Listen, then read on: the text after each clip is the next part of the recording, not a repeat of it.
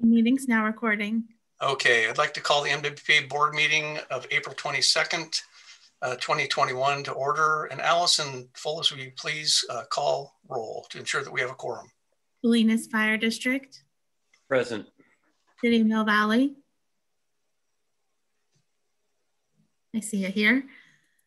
City of San Rafael. Here. City of Larkspur. Here. County of Marin. Inverness Fire District. Here. Kentfield Fire District. Marinwood Community Services District. Muir Beach Community Services District. Here. Novato Fire District. Here. Sleepy Hollow Fire District. Here. Southern Marin Fire District. Here. Stinson Beach Fire District. Town of Corte Madera. Here. Town of Fairfax. Here. Town of Ross. Here. Town of San Anselmo. And a quorum is present with 79.22% of the membership. Wonderful. Thank you, Allison. Okay, so this is the time for public expression. The public's welcome to address the board at this time on matters that are not on the agenda and are within the jurisdiction of the board. And please be advised that the board is not permitted to discuss or take action on any matter not on the agenda. Your comments may be no longer than 3 minutes and should be respectful to the community. And all, please silence your cell phones during the meeting and mute your microphone when you're not reporting out. So, and Bruce, if I may interrupt, we did miss the agenda item. Oh, thank you, Mark. Yes. Yes, and Mark, I apologize. I just scrolled down too quickly. So item number 3, I'll entertain request to adjust the agenda order. And I do have a request. I do have a request to adjust the agenda to support Director Berto, was part of the creating our communication strategy, and he can get to the meeting later in the meeting. So we are asking to move agenda item 9B down below agenda 9C. So we would flip the board retreat part 4 with the communication strategy, so Supervisor Berto can be here for that portion, or excuse me, Director Berto. Excellent, thanks, Mark, and don't let me forget that when we get down to that point. And I would like to welcome Dennis Rodoni has joined us. So let's move back to time for public expression. Alyssa? The first comment will come from Mimi Willard. Hi, Mimi, welcome. Thank you. The Board of Directors of the Coalition of Sensible Taxpayers has asked me to weigh in on public comment today, specifically to ask the board to agendize on a future meeting soon a resolution and vote to decide to move forward with a new policy to acknowledge receipt of any low-income senior exemption applications, and also to ensure that you notify all applicants of the outcomes of those application requests in writing. The agency unfortunately doesn't currently handle the applications that way. There's no explicit acknowledgement or written decision of the outcome. Now, MWPA is a little unusual in that, unlike some of the other taxing agencies in Marin that have add-on parcel taxes that offer exemptions, the MWPA tax is really pretty sizable relative to many people's incomes. And that's why it's important to keep them updated as to the status of their applications. And moreover, MWPA is a new JPA. So it's really at kind of a fork in the road in terms of this is an opportunity for the agency to bolster community support or to choose not to. Other entities with large taxes, some of them do this. For example, Tam Union High School District processed 2,000 senior exemptions last year and notified all of them. And that's kind of in the same range or higher than the volume of applications MWPA had last year. I spoke with Tam Union's processor. They acknowledge every application, and if there are deficiencies, they make at least 2 attempts by different methods to contact the applicant. Mark Brown has been fabulous. I've emailed with him on this. He responded quickly and thoroughly to my emails. I thank him for that. But at the end of the day, he says no, because the main reason is cost. Now, the principal cost is reportedly mailing. It's about $1,500 a year. I would say if cost is the main reason, you could further reduce it by using email for communication. Furthermore, $1,500 is trivial relative to your total budget. Consider it an investment. Today, you have agendized to vote $100,000 expenditure on improved public communications. For a modest expenditure on exemption acknowledgements, you get a huge bang for your buck. You generate community goodwill, you set a standard and a precedent, and you show how you intend to treat taxpayer voters as partners on a going forward basis. I remind you that cost supported the tax measure that established MWPA, and your support, therefore, in maintaining your success in maintaining community support really matters to us. So please, please, we urge the board to do the right thing and move forward with I vote to approve expenditure and a process for better communication on exemption applications. Thank you. Thank you, Mimi. Thank you very much. Duly noted. Other comment? Looking for any further raised hands from our audience members? And there's no public comment. Okay, thank you. Let's move on to item number 5. Mark Brown, Executive Officer's Report, please. Good afternoon, President Goins, board members. Great to see you. First things first, I want to thank you for your flexibility in the meeting change through our technical snafu. We posted the meeting on Friday, so it would have been 6 days notice. And then during the weekend, our website was backed up and reverted to a previous version, and that was not identified till Tuesday or Wednesday. So we really did not show the transparency that we want to show, and I really feel it was the right thing to postpone the meeting to ensure that we had that transparency. So I thank you for your flexibility on that. And then the first thing I'd like to do is give a quick presentation from a group. It's Predictive Services at Northern Operations Geographical Area Coordination Center, or NORTHOPS as we call it in the fire service. They, every 3 months, they update a forecast. The fact that I am sharing this prediction for the fire season in April should speak to how early fire season is coming. This is typically a presentation that we look at in May or June. So with no further ado, I'm going to share that presentation now. Okay. And here's where this slide, you compare it to images where they say normal large fire potential April through June, and then normal large fire potential July through August. Now this is large fire. This has nothing to do with the number of fires. So it doesn't mean that we won't have, they aren't predicting more fires, which they are. It's just, we are looking at through August, a normal potential for large fire. But in this day and age, normal potential is already pretty high. So that scale is fairly relative. And this is the scary image and we're gonna see a couple scary images in regards to precipitation. You can see the darker the red, the lower percentage of normal of precipitation. So we are just about the darkest red you can be when it comes to percent normal precipitations between October 1st and April 14th.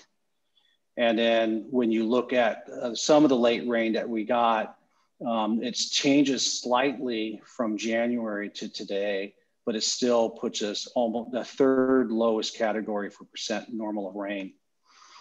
And so that means the fuels and the moisture, the soil moistures are going to be extremely low. And this trend is expected to continue through the end of the rainy season.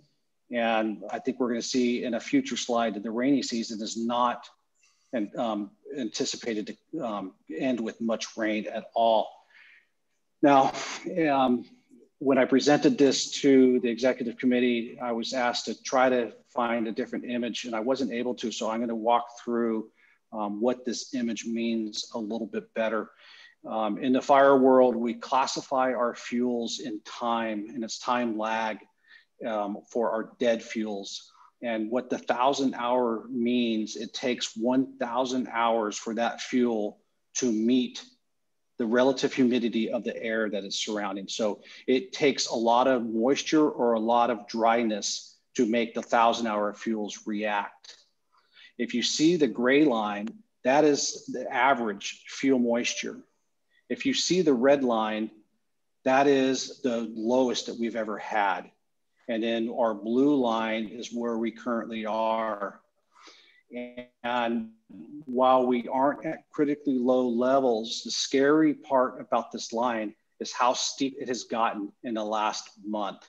And that is because on average, we're getting some rain in March and April, hence the phrase, April showers bring May flowers.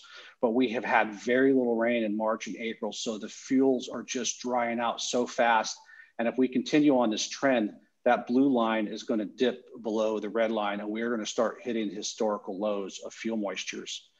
And what's critical about the 1,000-hour fuel moistures is our what we call our 1-hour fuel moisture, and they don't list this on there because it changes so quickly, is grass. Our grass is going to, and our 10-hour fuels, the smaller brush, they're going to dry in California every year. It's the 1,000-hour fuels that start making a ground fire turn into an aerial fire, turn into extreme fire behavior. So that's why we track the 1,000-hour fuels. And then this is a new image since I presented this to the committee. We're putting almost the entire state of California in storm of the drought index. We're fortunately on the second to the highest portion, or the least of the amount of the drought index. But if this pattern continues, you're going to see our light orange turn into the dark orange and hopefully not into the red, but that potential is always there. Then we look at 1 month outlook for precipitation. We're at equal chances for May, but our temperatures are going to be a little bit above normal, which is going to increase the drying of the fuels. And then this slide is almost a useless slide for us. This is precipitation during the summer. Well, equal chances of regular precipitation for us really doesn't mean much because we're lucky to get ½ an inch of rain during the summer anyway. So it's really relative. And then, but when we look at what the temperatures are going to be doing for the next few months, they are definitely predicting for us to have higher temperatures again. That will increase fire danger through drying out the fuels. So dry fuels of all sizes are in all areas of the state. We don't have a very good snowpack. And so if there's any bright side to this is that we did not get enough rain to create much of a grass crop. And that grass crop is typically what will carry into the heavier fuels. Although as I drive around and look, there's enough grass crop to get in for us to carry into the heavier fuels. It just may not have as much intensity and rate of spread as if we had a heavier grass crop.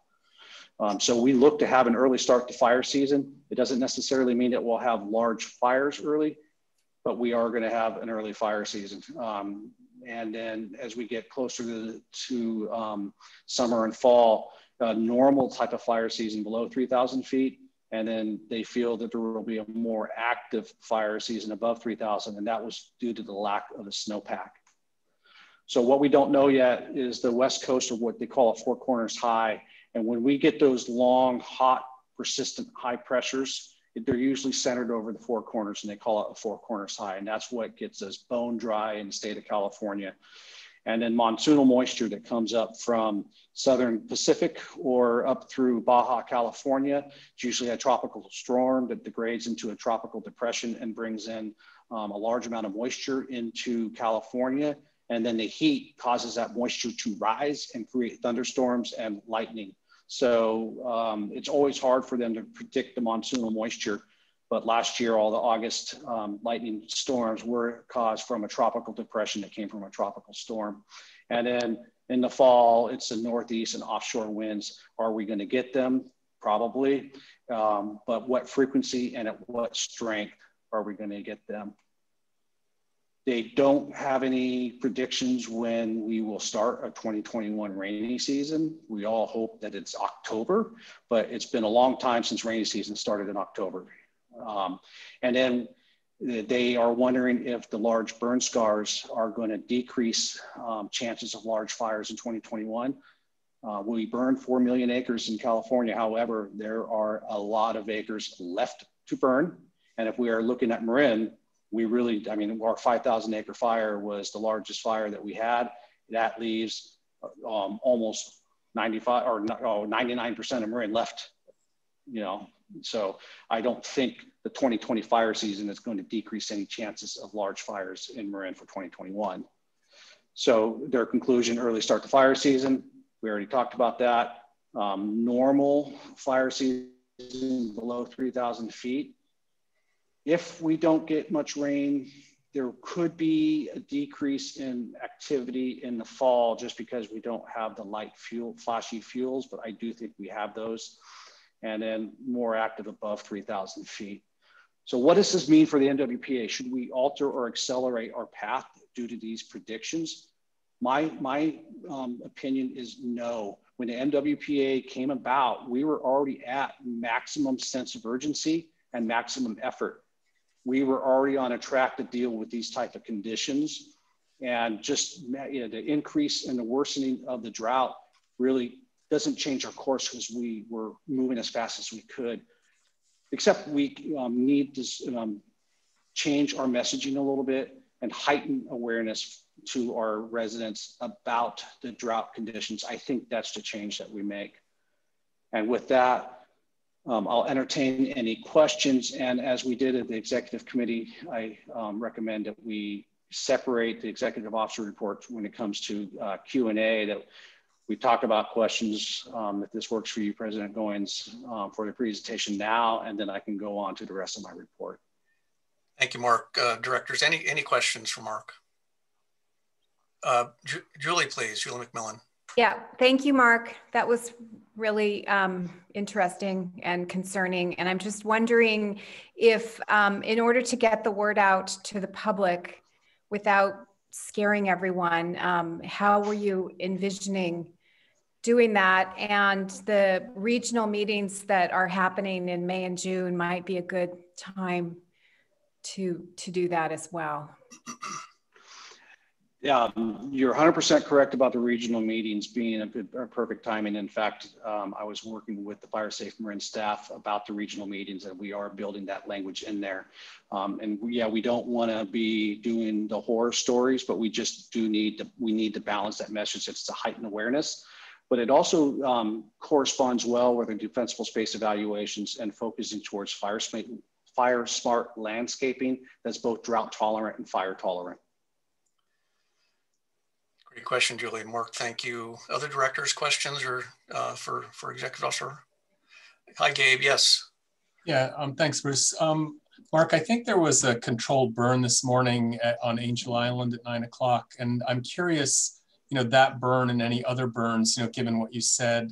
You mentioned no acceleration of activity, but has it affected that planning? And also, how did that go? I'm wondering if any 911 calls came in, or if there was, you know, good reception to the controlled burn.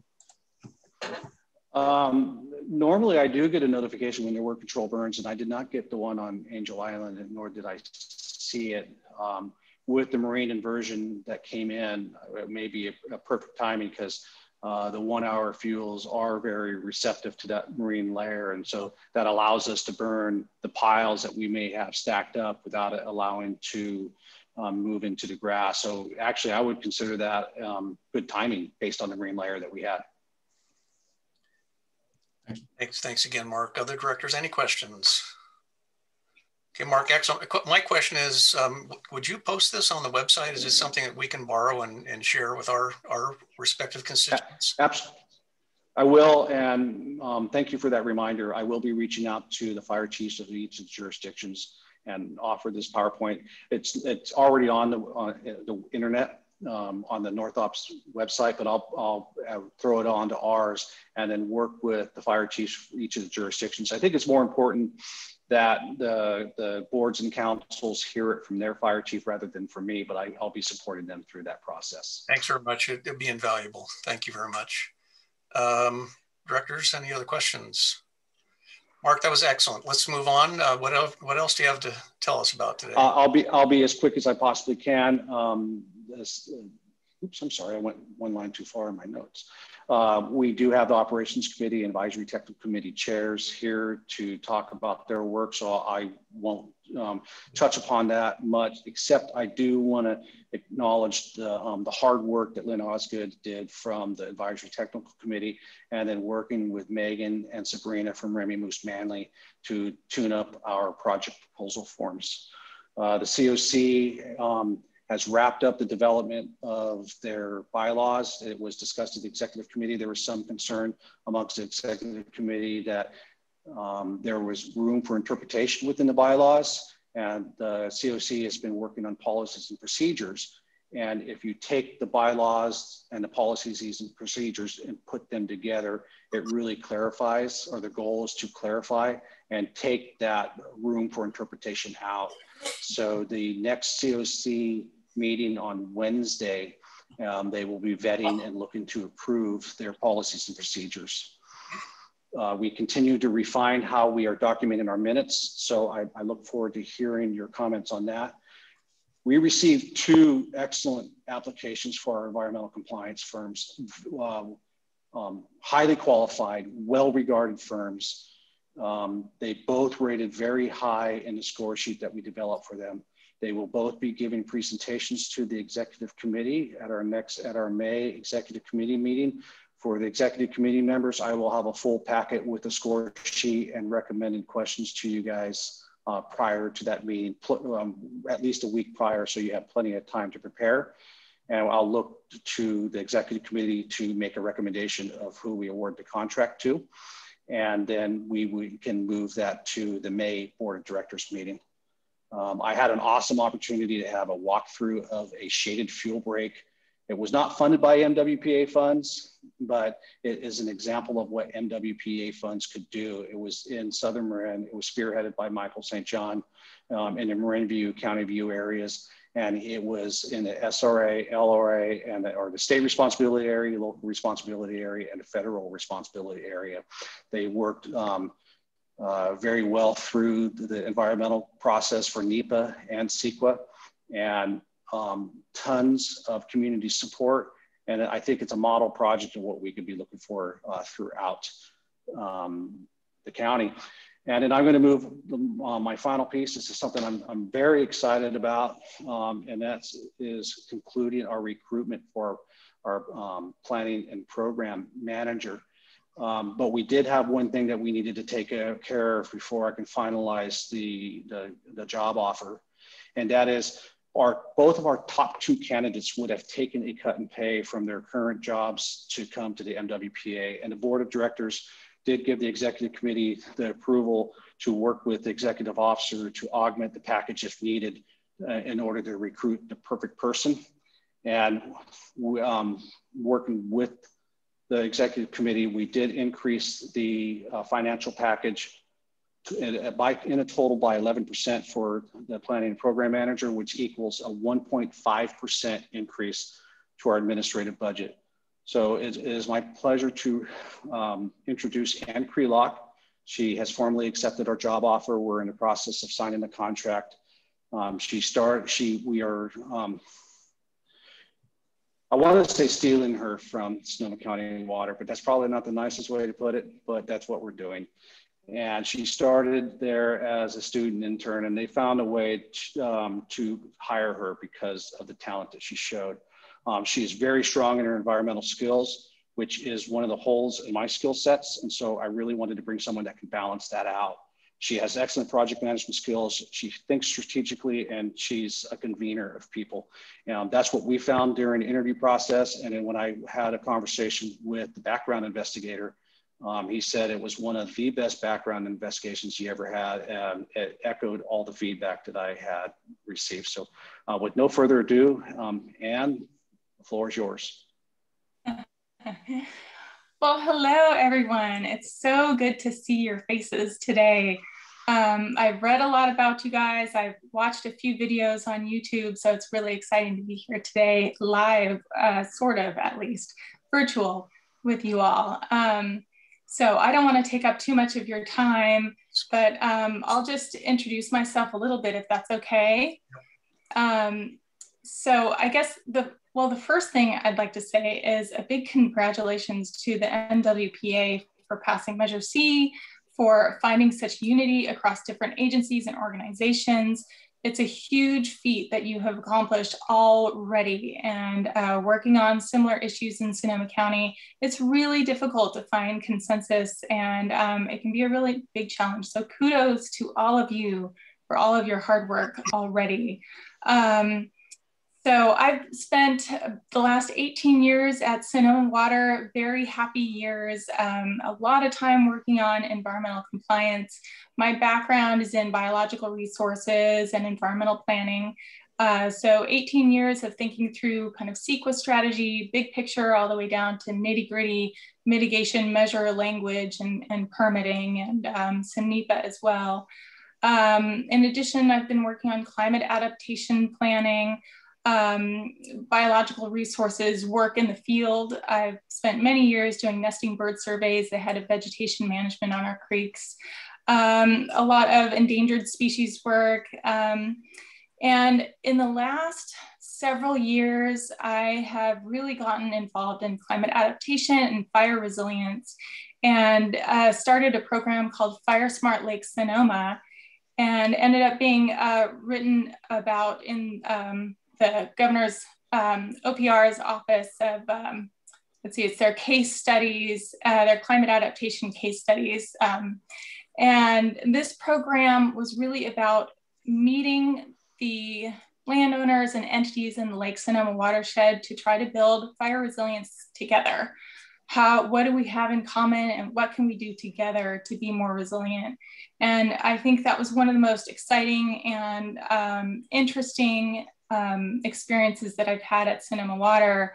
So when this position came across my desk, I thought, oh no, I think this might be something I need to go for.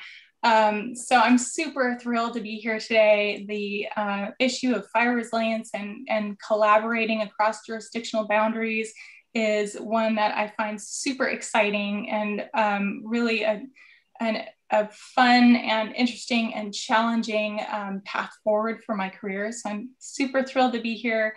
I'll also say through that process, I ended up becoming certified as a wildland firefighter and doing prescribed burns and volunteering with Audubon Canyon Ranch and holding a drip torch, which is a lot of fun, physically exhausting, but super fun. And so if anybody would like to nerd out with me on prescribed burns, I'd love to do that as well.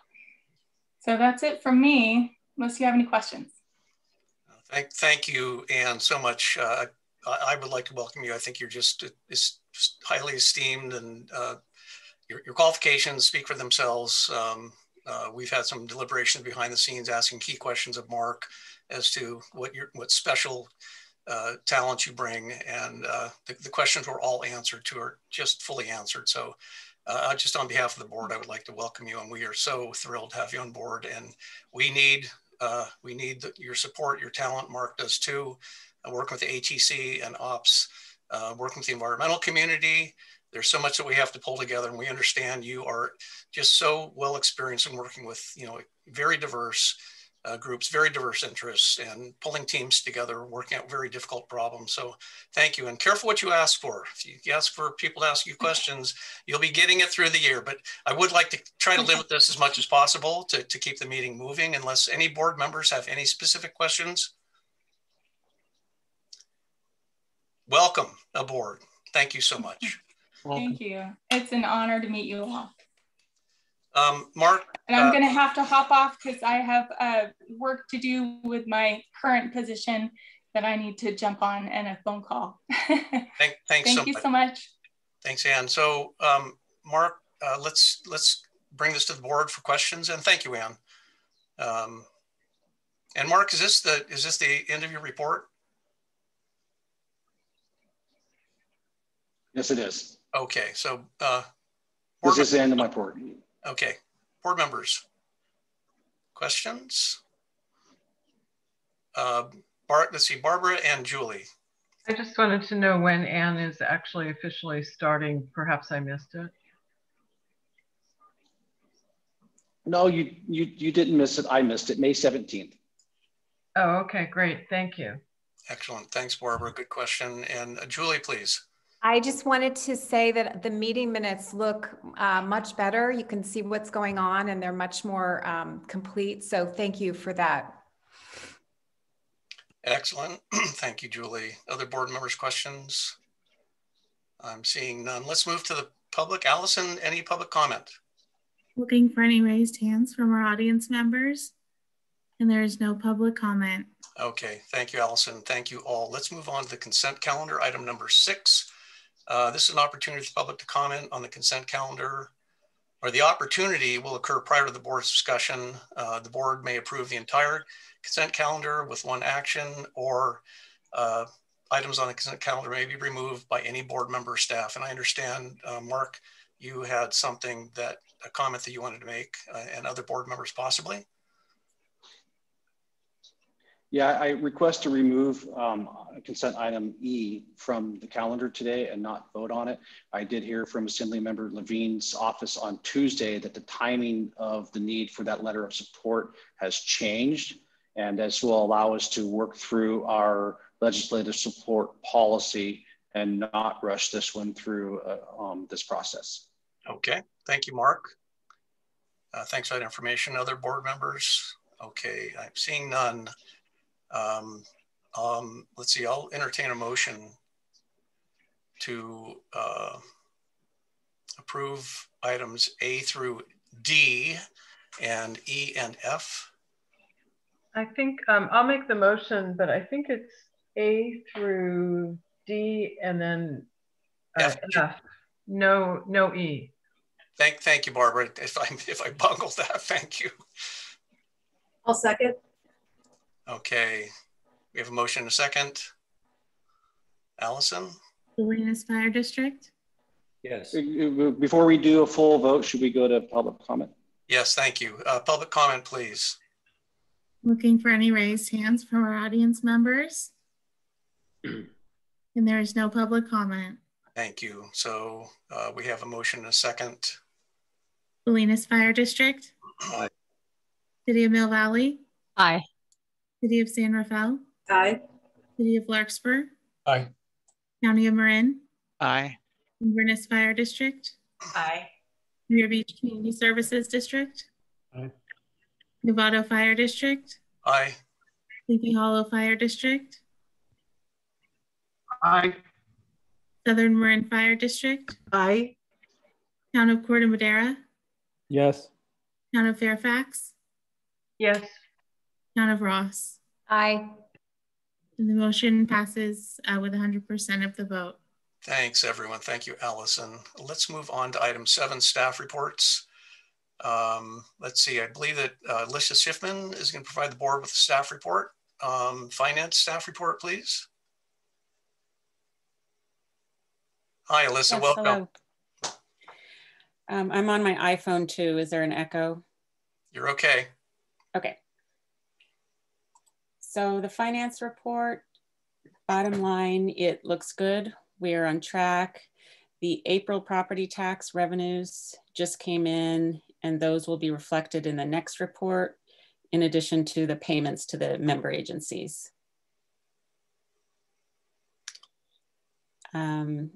And the other thing is we just got the 401A and 457B retirement accounts started, or you're about to vote on it. Okay. Wonderful. That's over on track. Let's see. So Barbara Kohler, please. Yeah, I had already provided this comment to Mark, but you may recall that we added $330,000 to the chipper budget. And I suggest that we add a column to this report in the future where we have adjusted budget items so that we can reflect that. And Mark said he would do that for the next report, work with Alyssa. And I want to thank Alyssa for all her excellent work. Thank you. Thank you, Barbara. Great suggestion. Tom Finn, please. Hi, Tom. Tom, you're unmuted. Sorry. I'd just like to point out that with respect to the comment of Mimi Willard at the outset of the meeting, you'll notice that on the second to the last page of the finance report, there are about 10 low-income exemptions or Measure C tax refunds that are granted with the names of the individuals. That's not the same as a status update that I think Ms. Willard was advocating for, but it does show that we're not totally opaque about this. Thank you, Tom. Thank you, Tom. I appreciate your comment. Any other directors' comments on Alyssa's report? And I am seeing none. Let's take this to the public for comment. Allison? I'm looking for any raised hands from our audience members. And there's no public comment. Okay, thank you. So it's now back to the board for any further discussion. And I am seeing none. So let's move on to item B, agency partnerships, coordination, grant funding. And I believe that Bill Keene has joined us. Welcome, Bill. And Mark, the two of you are going to share this presentation. Yes, we are. And I'll cue it up for Bill. At our March executive committee meeting, we gave a preview of this, and the executive committee asked for a few refinements, and we presented again at the April executive committee in order to present to the full board now. And I will go to full screen, and then Bill will present, and I will move the slides when he tells me to move the slides. Okay, thank you. Great, thanks, Mark. Looks like we got it up. So today I'm gonna give you just an update on some grant funding, partnership development, just general collaboration that Mark and I have been involved with in the North Bay and statewide. Next slide. Are you seeing the right slide right now, Bill? I'm getting an error on my thing. You need to advance it, Mark. Let me live by technology, die by technology. Are you, oh, there we go. Is that the right slide? Yes, that's good. So the four areas that I want to cover today, I want to talk a little bit about CAL FIRE programs. Then I want to talk at the state level, the resource agency programs that are out there, and then spend a little bit of time talking about some other opportunities at the state, some partnerships we're looking at, and then drill down into regional and local partnerships. Next slide.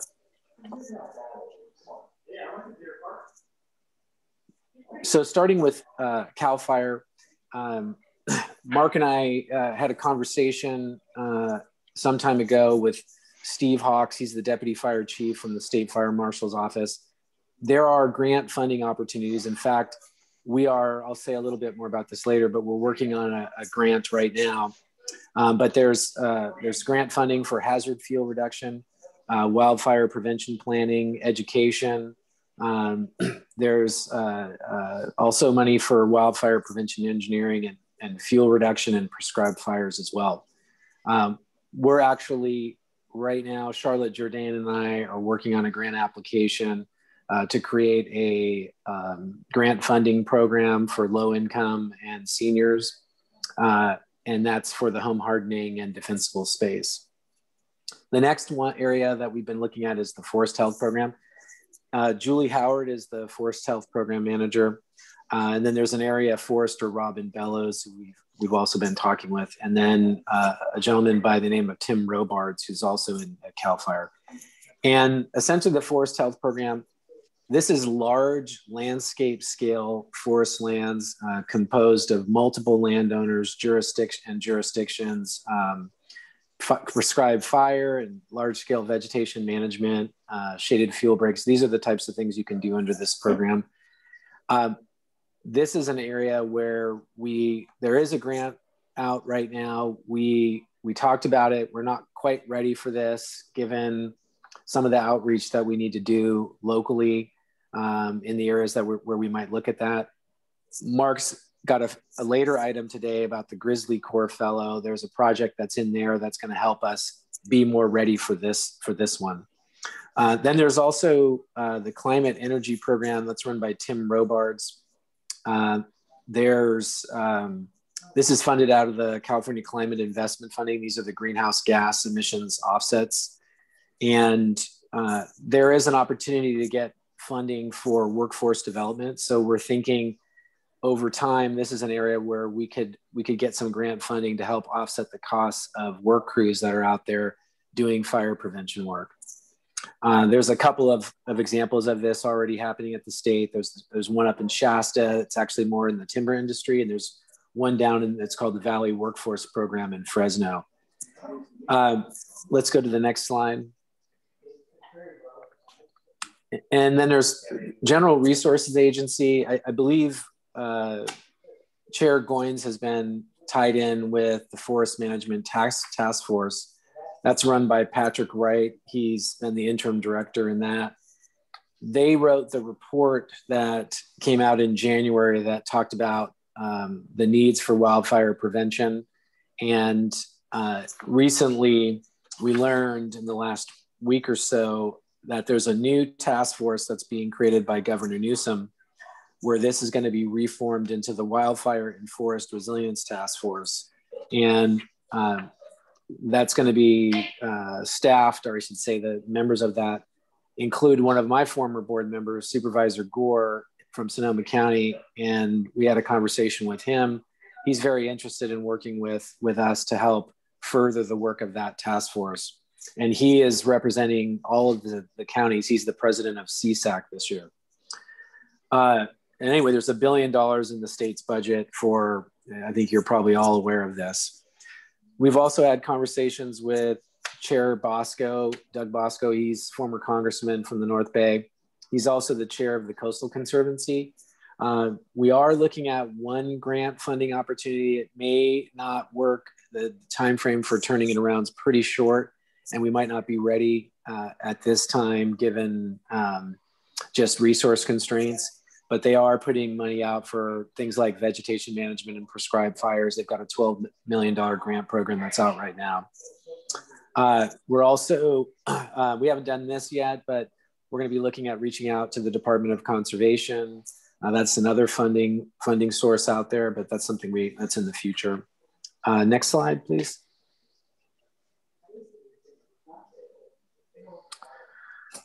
Mark's going to talk about this. All that I'll say here on the Grizzly Corps is that we did get 2 Grizzly Corps, and I'll let Mark talk about that later.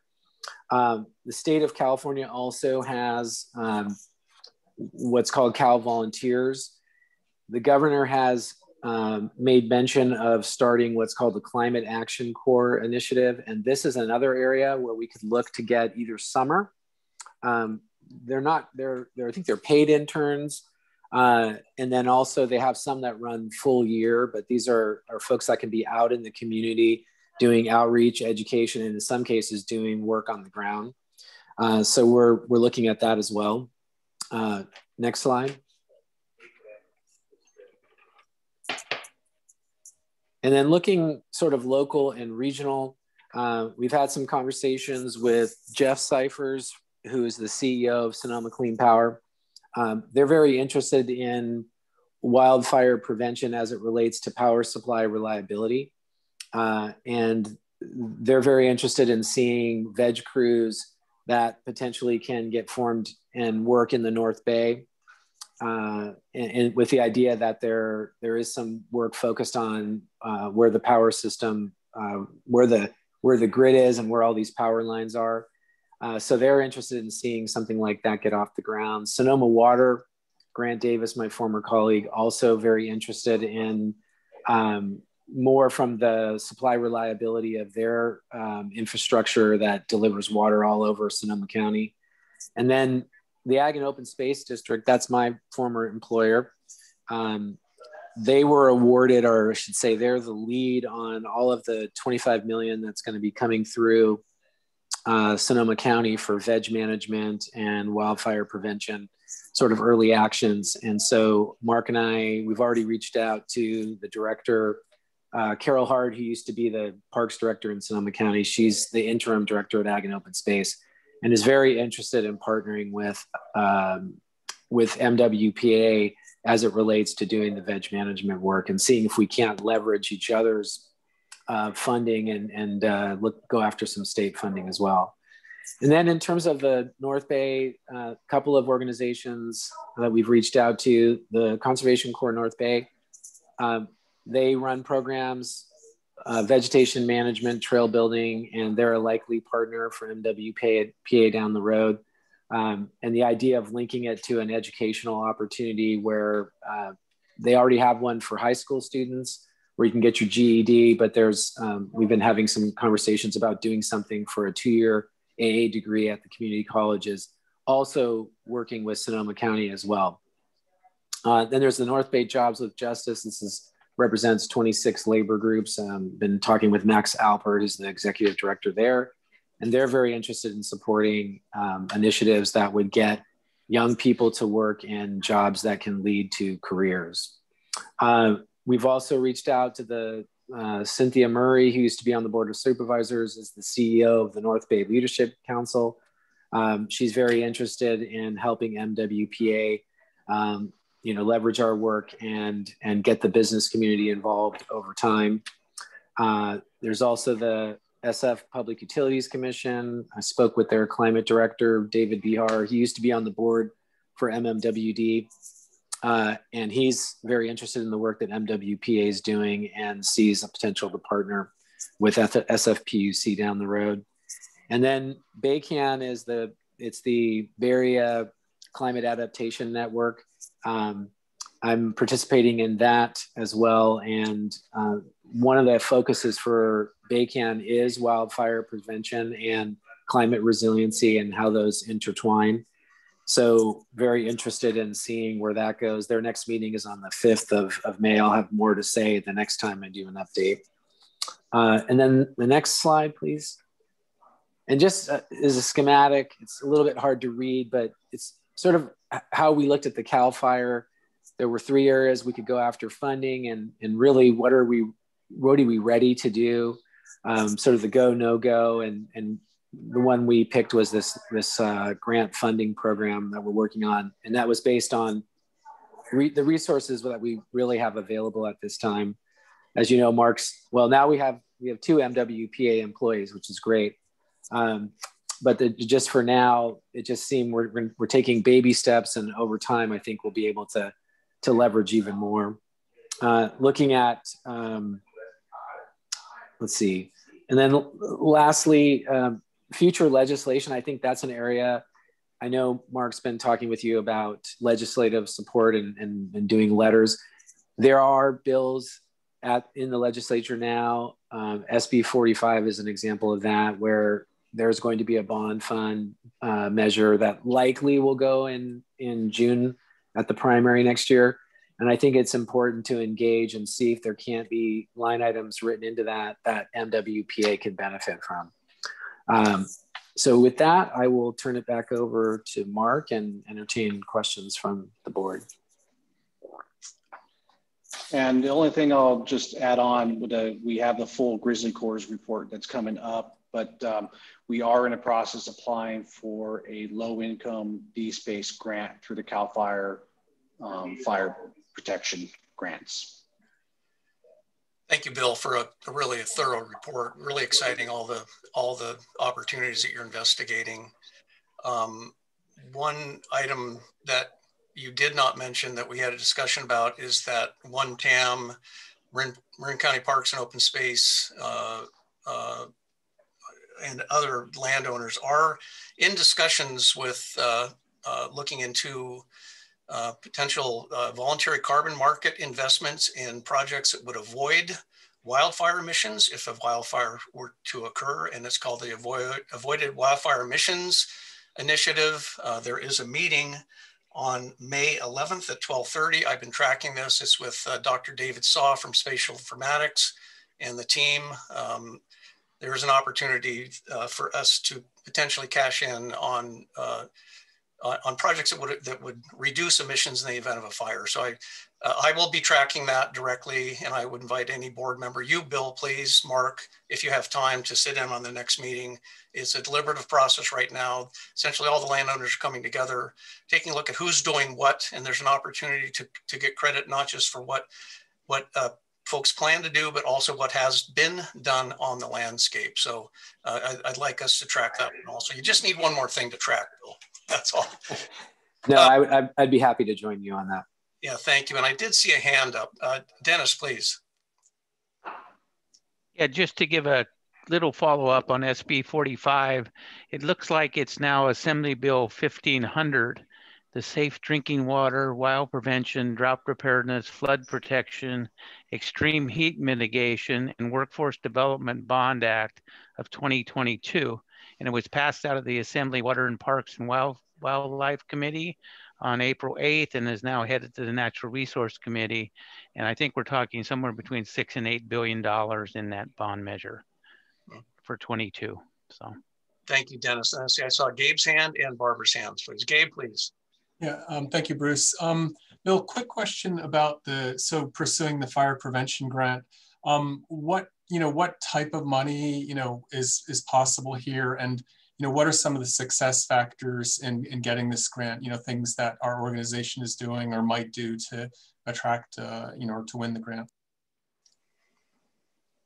Yeah, well, there wasn't any limit on what you could go after, but we decided when Mark, Charlotte, and I got together that we would start small. So we're doing a $500,000 grant in this case. We want to make sure that we're able to spend the money and not entirely sure on what the demand will be for it, but we thought that was a good place to start.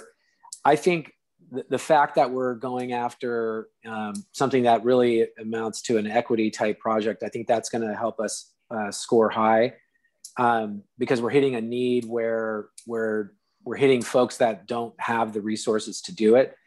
I think even though it's not required in the grant, I think having matching money that can go along with it, which MWPA has, I think also will set us up there well. And then we have good metrics already that are being tracked from some of the organizations, your member agencies that are doing some of that work already. So Charlotte and I actually are meeting with several folks from the Ops Committee next week to sort of talk about the information they have that we can feed into the grant proposal that I think will help distinguish us. Thank you. Thank you, Bill. Thank you, Gabe. Excellent question. Barbara, please. Yeah, I have a few questions, so I'll just sort of list them out first. First of all, thank you for the presentation and the good work. The low-income grant program that you're working on right now, I guess maybe just a quick answer to that. When do you think those will be available? We have a lot of folks that are very interested. So when do you think we'll have those out on the street? Yeah, I think the grants due May, I think it's like May 19th. And then I believe it would be more like towards the fall was what I remember. Okay, well then I misunderstood what you said. Part of our mission in MWPA is to provide grants to low-income people and seniors and AFM people for vegetation management. And maybe this question is for Mark. When do we expect to have those out on the street? I just misunderstood what you were talking about. Well, I have submitted a proposal to the Operations Committee for a low-income D-Space grant program funded by the MWPA, nice. And if approved, we would be ready July 1. Excellent. Okay, and then just a short list of things. I was a little curious. It looks like you have a lot of contacts in Sonoma County, which is great, but I think we ought to be cultivating more contacts in Marin, such as MCE, Marin Clean, formerly known as Marin Clean Energy. They're bigger than Sonoma Clean Power. We're in 4 counties. I sit on the board as well as the executive board. I think we should be looking to them for a partnership. as well as Marin County Open Space and Parks. And I'm sure Mark has a lot of contacts there. And also Marin Water, or as they're rebranding themselves, MMWD, supplying 191,000 customers with something like 200,000 acres to manage. So I think those partnerships will be pretty important because Marin County Open Space and Parks, as well as MMWD, has a lot of land that's gonna burn. So let's hope it doesn't burn, but it is an area I think we should be working on cultivating those to the extent we can. And then two other points. AmeriCorps also has a program called Civic Spark Fellows. Yeah, I'm aware of that. I worked with a fellow at the San Luis Obispo Air Pollution Control District who was incredible and helped him get a job at the Joint Strategic Growth Council, which gives out the cap and trade money. But I think we should see if Civic Spark Fellows might also be something we can work with in the future. And then the last thing is to get cap and trade money, you have to go through the Strategic Growth Council. So I think there's 125 million the governor's allocated of cap and trade money right now. So I know you've got a lot on your plate, but just maybe add those to the list. But I really do think we should be trying to cultivate partnerships with Marin County agencies because we need them to get active on fire prevention as well. Thank you so much. And I'll cover that one, Bill. As far as the Marin agencies, those partnerships have been ongoing since the very beginning. I've had, and we did not include them into these presentations. Perhaps we should have. Yeah. But I've been in frequent conversations with Marin Clean Energy, Marin Parks and Open Space, MMWD, and State Parks, and GGNRA, and Point Reyes National Seashore. So we have been in very close cooperation with all the Marin agencies. Great. Well, maybe we can add those just to the list so that when we post this, I'm sure we're going to post it. People are aware that, you know, those are areas we're already involved with. And I think one of the areas that I get concerned about is MMWD always feeling like they don't have the money to really do this work.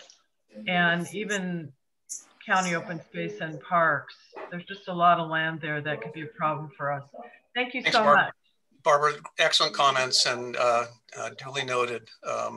And I would just say, just on Barbara, on your comments, I've had, in addition to what Mark's done, I've been in conversation with Sean Horn at MMWD, and Max Corden and I've talked with him about the work that MWPA is doing as well. I've known Max for a long time. So, but thank you. The other ones I have not, though, and I'll talk with Mark about that offline. Thank you. Other board member questions, comments? I have a question. Catherine. Hi, Catherine, please. Just a quick clarification. And why were we going to form partnerships with the San Francisco Public Utilities Commission? You know, when you're thinking about large landscape scale type projects, and SFPUC is an organization that manages a lot more watershed land than you might imagine. And so it's about when you're thinking about the next bond that might come, you have to form strategic partnerships with other organizations across the state that have the same issues that you have. So, you know, SFPUC is a large land manager. So you look for organizations that manage a lot of land, and those are parks, obviously, are ones that do that, but not every water agency, you know, across the state manages land, but SFPUC is one of those agencies. And I think can potentially be a partner when you're trying to exert influence over what's going to be in a bond. Thank you. Thank you, Catherine. Other board members? Good question. I have a comment to make to Bill and Mark, and for just the board to consider is that this is going to be a big undertaking. We've got a lot of opportunity. There's a lot of money out there, and I trust Bill and Mark and team to identify the most viable partners that we might work with, who we might apply. But I still am interested in framing up the organizational capacity what is the model that this authority is going to build out to apply for and administer both federal and state grant funds. So Mark, this is a request. When it's timely, and Bill, we need to look at the model. A grant administrator who has the qualifications, who understands the OMB regulations, understands fiscal responsibilities. Do we have the fiscal tools in place? And I believe that we probably do. Records retention requirements, et cetera, et cetera. So I love that we're looking forward into this, but I think it's time for us to start articulating how we're going to build it out internally and what the administrative implications are for us as an organization. Will do. Okay, thank you. Okay, let's take any other comments. Thank you. Let's go to the public. Any public comment, please, on this excellent work that's being done. First comment will come from Larry Minikes. Yes, good afternoon, board. I'd like to respond to Barbara Kohler's comments for a couple of seconds here. It's not 200,000 acres. It's MMWD has roughly 21,200 acres, and Marin Open Space, I believe, is about 18,000 acres. And you are Barbara's absolutely correct. They do not have enough money to do the work. But what I want to speak to is that MMWD right now is involved in their 10-year planning process. They've already held workshops 1A and 1B. You can find that information online. And they have their decks there. And number 2 is coming up, which is actually the third in the round, is coming up in a couple of weeks. And I'd really encourage each city or members of each city to be involved, and each district, because this is a very critical time. And they have some tremendous challenges that they need to meet, which means that rates will have to go up, and it's going to be tough. It's going to be a really tough thing. But something has to happen here, because we are way, way behind on where we need to be, both on infrastructure and on watershed management. Thank you. Thank you, Larry. Thanks very much. Allison, any other public wish to comment? Looking for any further raised hands, and there is no public comment. Okay, let's bring this back to the board for any further discussion. Board members? And I am seeing none. I want to recognize that Steve Berto, Director Berto, has joined us. Welcome, Steve. So let's move on to item number 8, committee reports, starting with operations, please. And welcome, Bill Tyler, Chief Tyler. Thank you so much, President Goings and directors. I am your chair for the operations committee, and this is going to be brief. We are anticipating that the program sheets in the area of concern proposals will be coming to us shortly. They are due Friday, April 23rd to the ATC, and then will come over the weekend to myself and the other members of the work plan ad hoc group. We will collate those. We will begin to review them all collected and see what we've got. I know as a fire chief, I've been reviewing those that our group has gotten together in the North Zone, and that all of those collaborative efforts are happening across the other zones as well. So we'll begin diving in on that. There is then also this, and that is going to occur again on Tuesday the 27th. That's when we're going to meet as an ad hoc group. Then on Thursday, April 29th, we will meet as a full ops committee in a publicly agendized meeting. Some of the highlights of that meeting are going to include presentations from David Schnell, who's the Vice President of Business Development for Genesis, which was formerly the LRAD Corporation. They're going to give us a presentation, informational discussion about the multimodal emergency warning systems that they have. You may be familiar with these systems having been installed in Mill Valley. They have expanded into Laguna Beach, Newport Beach, Mammoth Lakes, and others to help warn their residents and protect their populations. We also expect to get an update on Zone Haven, the evacuation plan study from Charlotte Jourdain. Rich Shortall is going to give us some Fire Safe Marin program updates and a high-level overview of their proposed 21-2022 work plan items. The ad hoc group will likely provide some information to the full ops committee, and that will conclude that meeting. So those are really the highlights. I'm available to answer any questions you might have. Thank you, Chief Tyler. Board members, any questions for Chief Tyler? And I am seeing none. Thank you, Bill. Thanks very much. Let's move on to committee report, the Advisory Technical Committee. Welcome, Chief Martin. Ruben. Thank you, President Goins and members of the board. Ruben Martin, Chair of your Advisory and Technical Committee. As Chief Tyler had mentioned, your ATC committee has been working hard at getting our work plans together, and they will all be submitted to me by the end of business tomorrow to begin the collating portion of it, which will then be forwarded to Chief Tyler at the Operations Committee for review.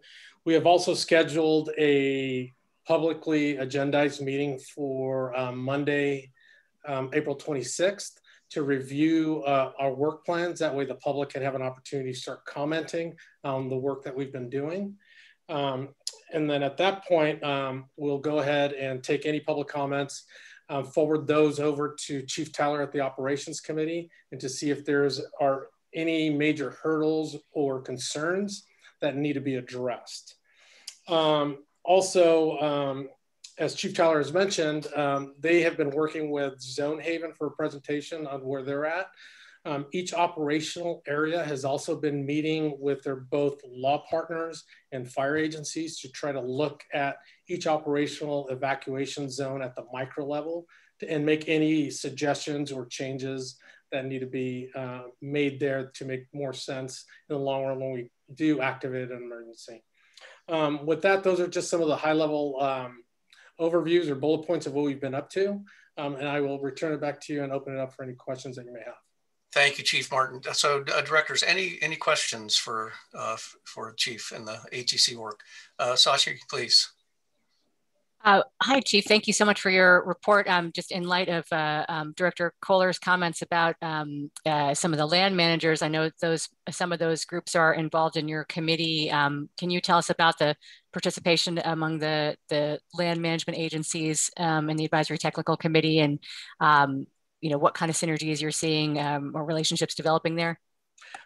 So I think the relationships that we've built with both Marin County Open Space and Marin Municipal Water District has been at the operational level, which is more at the agency level, each individual jurisdiction. I can speak of what within the central zone, what we've been doing, because we've understand that most of our lands or most of our threat is actually coming from the open space lands or water district lands. So we've been working with them to try to come up with a work plan that will address creating a shaded fuel break around the majority of our communities, from at least starting from our zone here and working all the way out to into Fairfax. And that's speaking specifically for the Central Marin operational zone. Speaking completely as the ATC committee, we have not had much participation with the county or Marin Municipal Water District at our meeting level. I think those relationships are happening at each individual fire department and jurisdictional level. Thank you, Ruben. Thank you, Sashi. Excellent question. Other questions, please. I have a question. You mentioned Zone Haven, and Chief Tyler also did that. We're actually looking at the micro level for evacuation. I do know that phase 2 of this evacuation assessment is going to take a look at fire risks as they intersect with our transportation system, and areas where motorists might be endangered if they're slowed down. And I would imagine, I'm wondering, at what point are we going to launch the second phase of the analysis that will look at vegetation management along evacuation routes? Do you have an idea of timing, either Chief Martin or perhaps Mark or Bill Tyler, if you're still on? I'll defer that answer over to Chief Brown. So we are about 1/3 to halfway through the development of the zones for as Chief Martin said, the micro zones.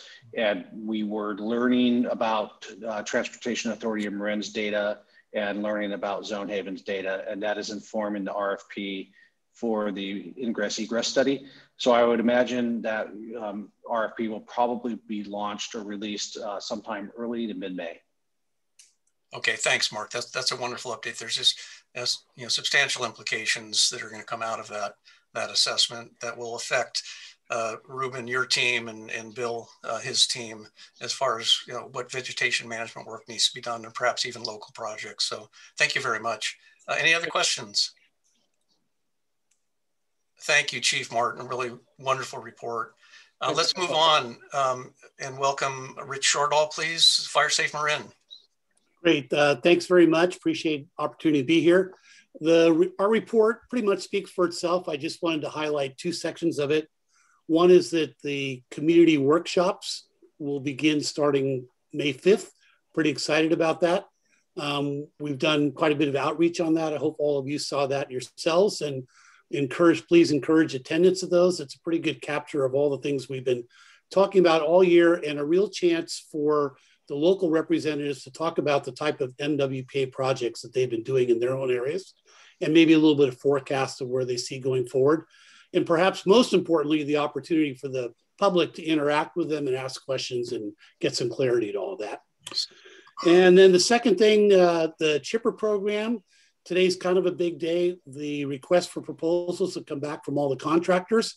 And immediately after this meeting, in fact, in about 15 minutes, the planning group is going to meet together to make some decisions about which contractors we should select for which zones and whatnot. It's been a pretty comprehensive process. We got some very good people applying for it. And I think that the budget will be happy with the final selection here. Mark did mention there may be some questions about the red flag signs, but I'll leave that to the board if somebody wants to know more about them. Okay, Rich, thank you for an excellent report. Board members, I see Catherine Donahue, please. Hi, Catherine. Oh, hi, Rich. Thank you so much for that report. And I just got the information from your website that you're coming to West Marin. I don't know how it's been really communicated to our constituents. So is it through just those who collaborate with the Fire Safe Marin, or is it through our fire department? Or because I want to get the word out there and I'm not sure how to do it. Great, thanks, Catherine. Great, so it works a little bit different with every community. We prepared an outreach package and we sent it to representatives from each of the zones. So in the case of West Marin, it went to Jordan Reeser and Marin County Fire. We did last year, though, also go out in West Marin, which the communication is a little bit different there. Right. We went out to the radio station out there and worked with them to get the word out. Obviously, you're hearing what we're doing here. We can provide the outreach materials we have. We have sample emails. We have sample things you can put in your local newspapers that are out there. All of that's developed, and we have a package of that to put out.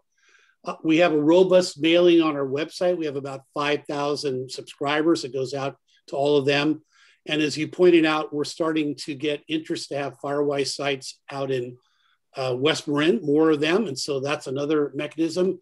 And then lastly, from Inverness in particular, the newest member of the board of Fire Safe Marin is Jerry from Inverness. So Right.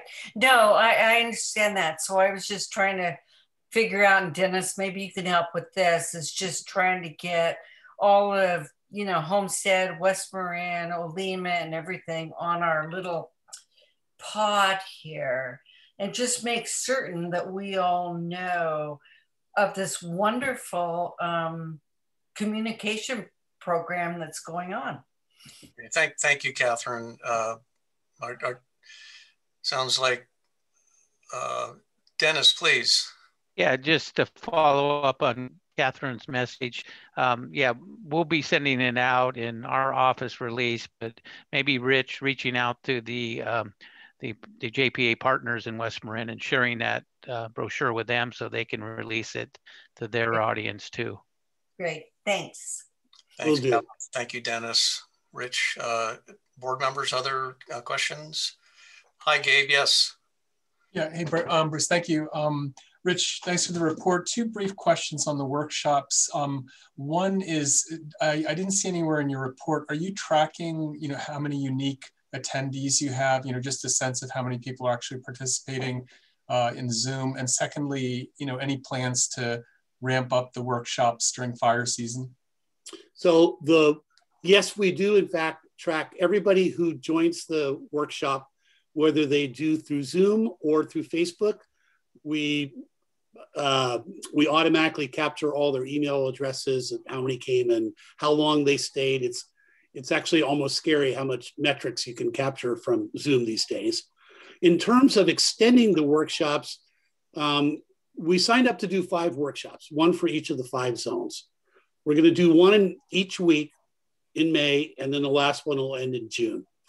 Beyond that, we have our webinars and all the other educational program that we keep doing. We weren't planning on doing another round of workshops. We are going to request additional workshops as part of the funding for the next fiscal year. But again, we were looking at more doing it later in the year when we will have accumulated more information and so forth to present to the public. If there's an interest in having us do more workshops, we're glad to do that. Great. Just as a follow-up comment, I mean, I think what we experienced, I'm working with 42 NRGs during fire season, you get more attendance and more interest. So it just may be a consideration. And then if you have that number, of unique attendees, that would be great to report out maybe next time, just to see how many people in the public we're actually reaching. I think they're wonderful. I've, joined a few. I'm just curious how many people actually benefit from that.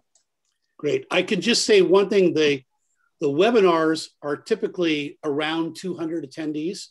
We've had a max of over 500, but that was during the Woodward fire and everybody was on high alert at that time. But we're typically 185, 200 for the monthly webinars. Thank you. Thanks, Gabe. Thanks, Rich. Any other comments, questions? Gabe, the question that you just asked Rich, and Rich, thanks. Great data that I know you have very thorough record, all your work. I think we as a board need to think about how this work ties to our strategic plan, our specific goals and objectives, and the metrics and monitoring. So, I would just ask maybe Mark and Bill Keene, as we build this out, to make sure that we're connecting the dots between questions that Gabe is asking, how that links to specific objectives regarding communication, and what kind of data Fire Safe Marin is collecting, that we're actually, putting this stuff properly in boxes, not just randomly asking for great reports. So I just want to make sure we tie the knot on that. Absolutely. Okay, thank you. Well, great report. So I think we're ready for public comments, please. And I do apologize. We've had an operations report, an ATC report, and now Rich's excellent Fire Safe Marin report. But it is time for public comment, please. Looking for any raised hands from our audience members. And there's no public comment. Excellent. So let's move on to action items. Mark Brown, please. You're going to talk to us about Grizzly Corps. Yes, very excited about the Grizzly Corps. As I believe I presented before, we originally had intended to apply for 1 Grizzly Corps member, but when we pushed forward the proposal of work, they called us back and said, we think you actually have the work for 2 Grizzly Corps members.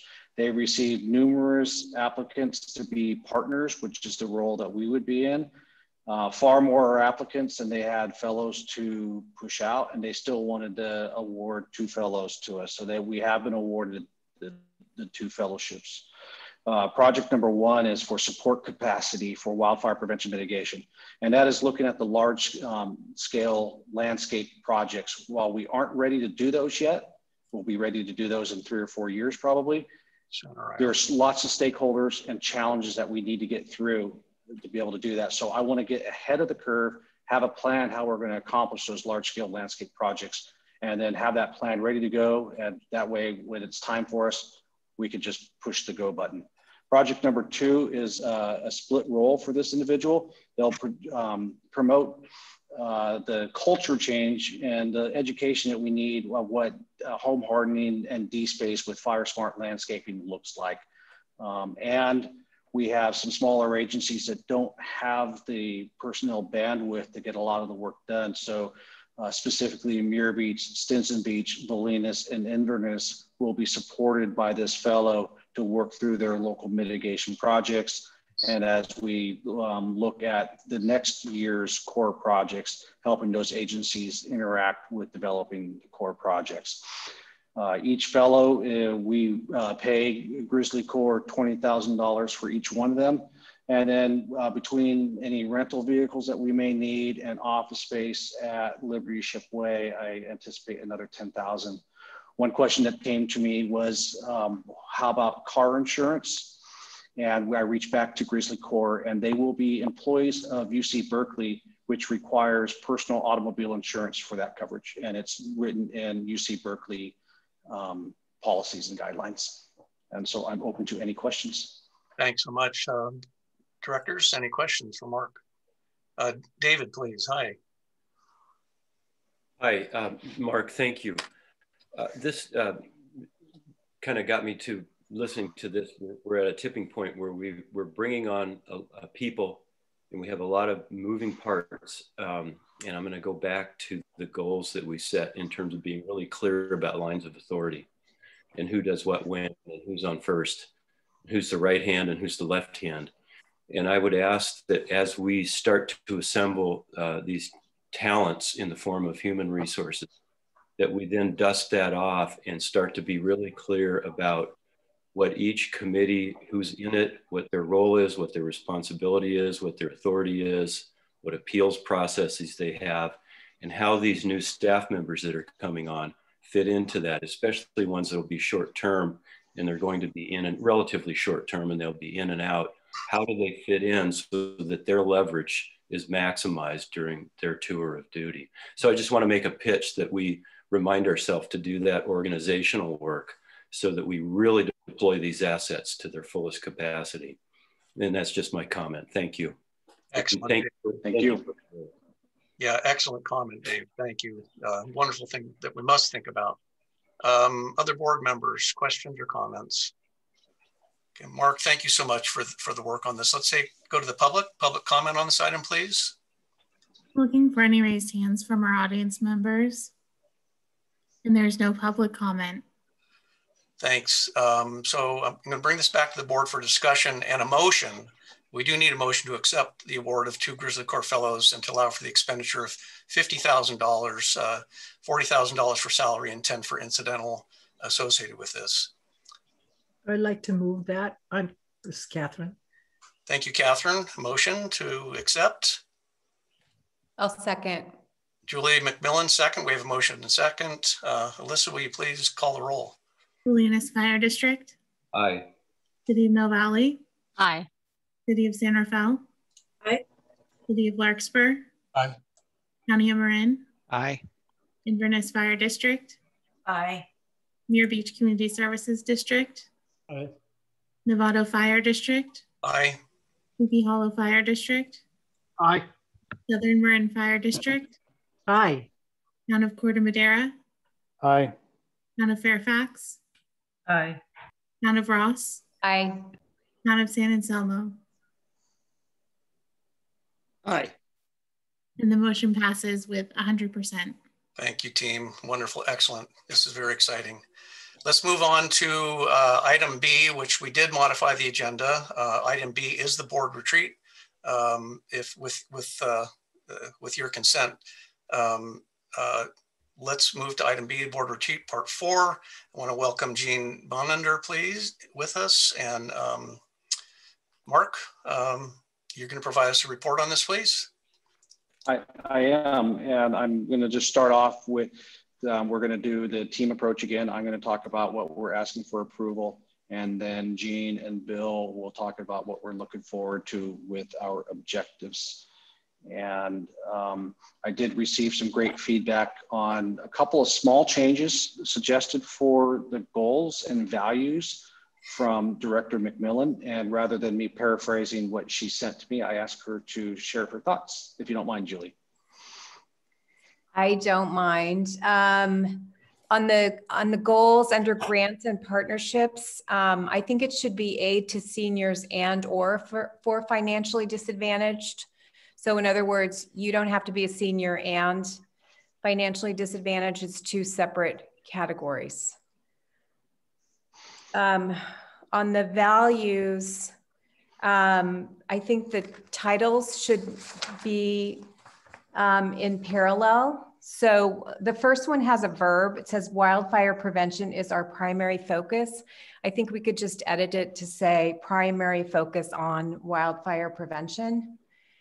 On bold action and accountability, the next category, I keep looking up the word accountably in my dictionary online, my online dictionary. And it doesn't show it as a word. So maybe we could say acts quickly and with accountability.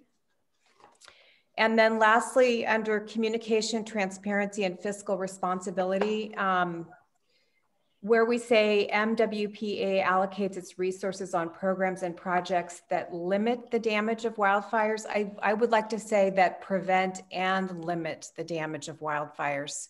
So we get the prevention word in there as well. I think that's it. Excellent. Thank you, Julie. Thank you. Yeah, that's it. Thanks. So is it, Mark, is it, welcome Jean again. Are you tag teaming here? And Bill? And Bill and Jean, you're both muted. Yes, we're tag teaming. Okay. So, Mark, have you wrapped up your comments?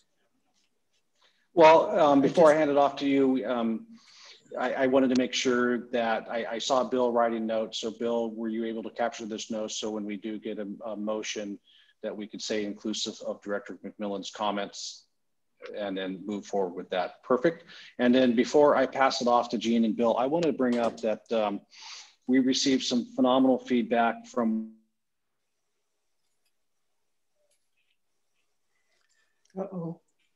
Mark, we just lost your voice. I think we lost all. Oh no, he's there. Let's give it a moment and see if he can kick back up again. Mark, we can't hear you at all. You're frozen.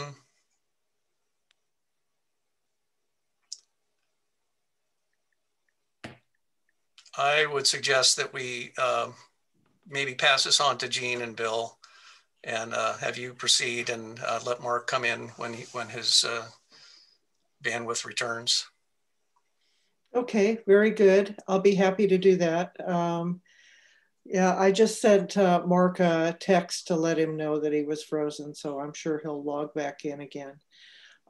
If I could put words in his mouth, I'd like to simply say that he wanted to comment about some additional thoughts on the draft objective that was in your packet from Pat Randolph, and wanted to thank her for taking the time and for giving us some additional language to consider. And Bill will talk a little bit about that in objectives. So just in terms of context, I wanted to remind the board that you have delegated the opportunity to craft this language to your ad hoc committee. And they met on April 5th to review the goals and values and begin discussion of the objectives. And the goals, the board may remember, are reviewed preliminarily at your last meeting, and there were a number of suggestions and revisions, and those were generally accepted by the board and returned to Mark, Bill, and myself to put in final form. and it, other than the additions that, that Julie McMillan proposed today, the goals are designed to be in final form. So what the board may want to do at the end of this discussion is either accept or approve as amended. And I think Julie's suggestions are excellent ones and should be incorporated. So then the ad hoc committee reviewed the language and intent of the core values. And so those are before you today for acceptance and approval. I won't go into, I won't read them all because you've seen them before and they're in your staff report. But with the adjustments that Julie has made, the target areas are wildfire prevention, action and accountability, communications, transparency, and fiscal responsibility, guided by science, that respectful, civil, and supportive, leadership and collaboration, partnerships, and environmental legacy. So those are your core values. And just a reminder that the intent of core values is to reflect what MWPA is, what the board encompasses, what you are doing on behalf of the communities, member communities. And so it's not what you will do. That comes in your goals and objectives. And we just wanted to highlight that for you. The other minor thing was the intent is to put the core values language in present tense. We were trying to decide whether it should be anticipatory, but decided that the board is and the activities of MWPA are far enough along so that present tense is appropriate. You're no longer aspirational, you are actionable, and you are designing outcomes, and those are good things. So with that, Bill, I'd like to turn it over to you on the objective side, if you are willing to take it over. Yes, I will.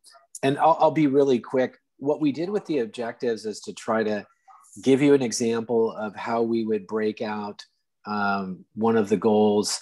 And so we picked one that we felt we could do pretty well right now, given what we know. So we did one for the D-space evaluations and home hardening. So you'll see the first one, and we tried to also incorporate metrics in there.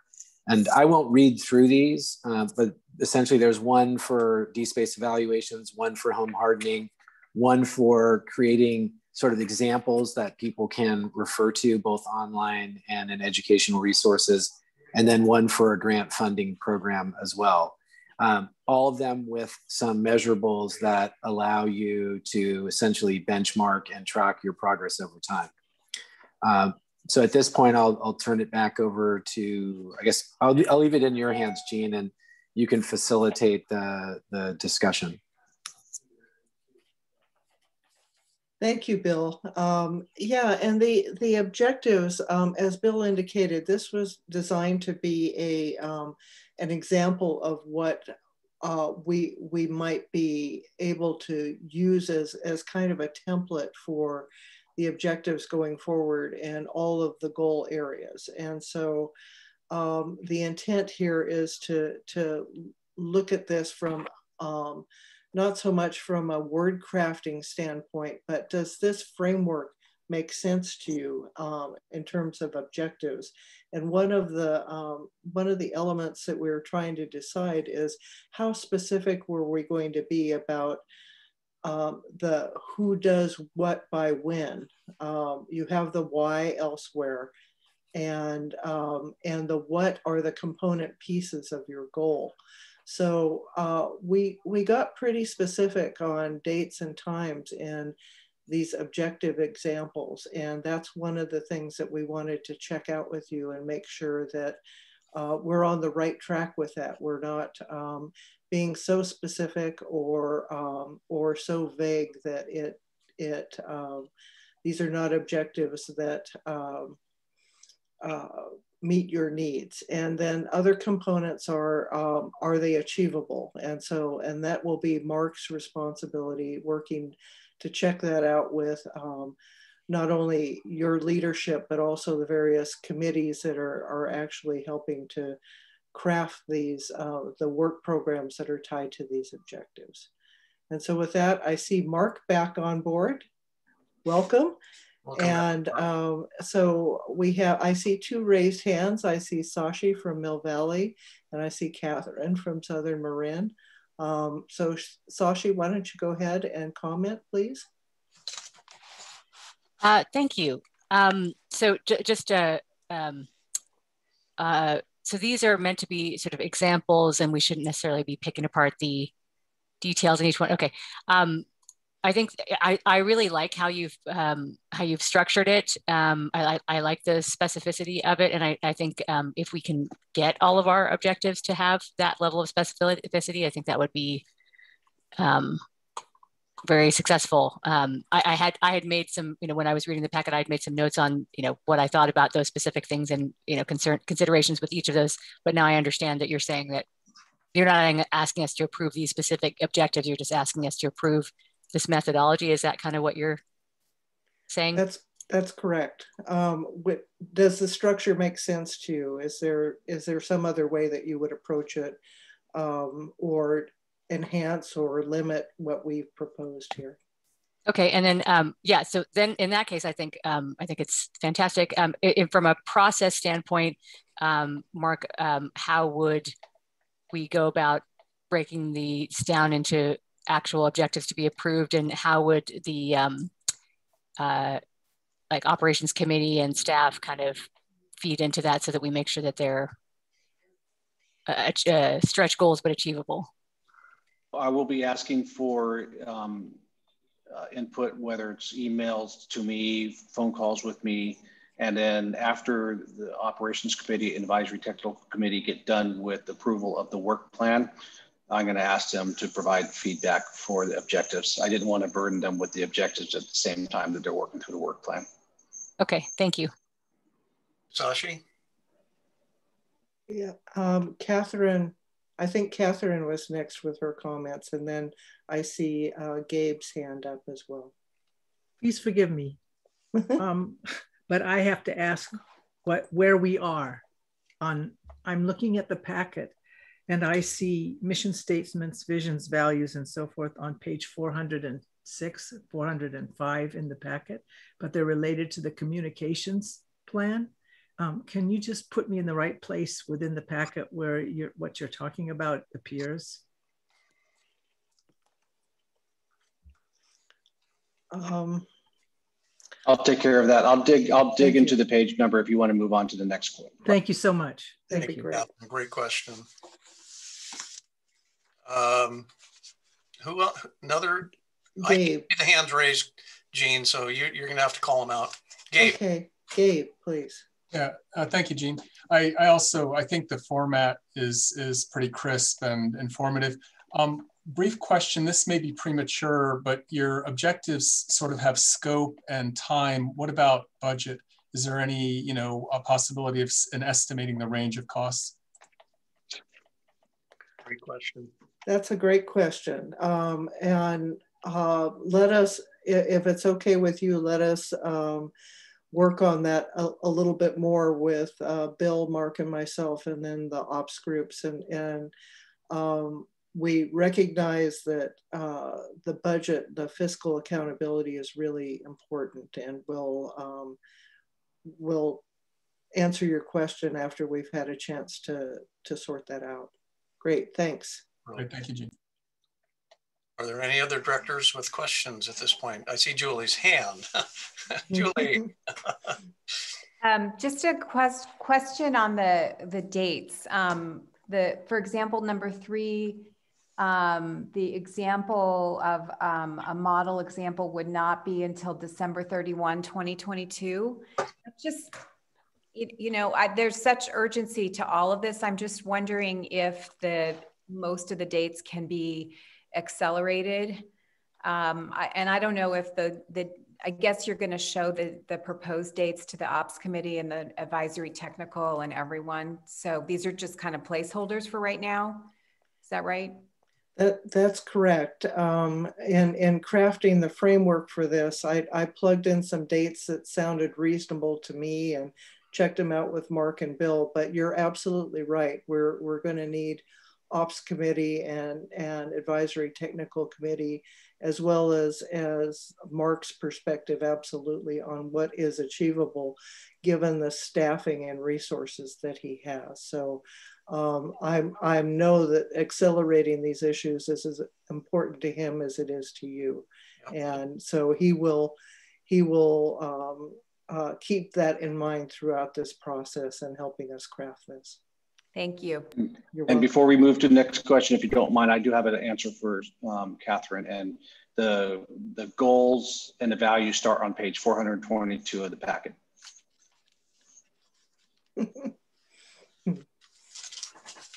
Thanks, Mark. Bruce, it appears that David Kimball has his hand up as well. David. Hi, thank you. Gabe's question sparked me. It jogged me in thinking more. Mark and team, would you consider, please, if feasible, also indicating not only the financial commitment that goes with each goal, but who is the lead person? Who's the lead accountable person for each of those goals or the objectives, excuse me. Yeah. Thank you. Very good point. Thank you very much.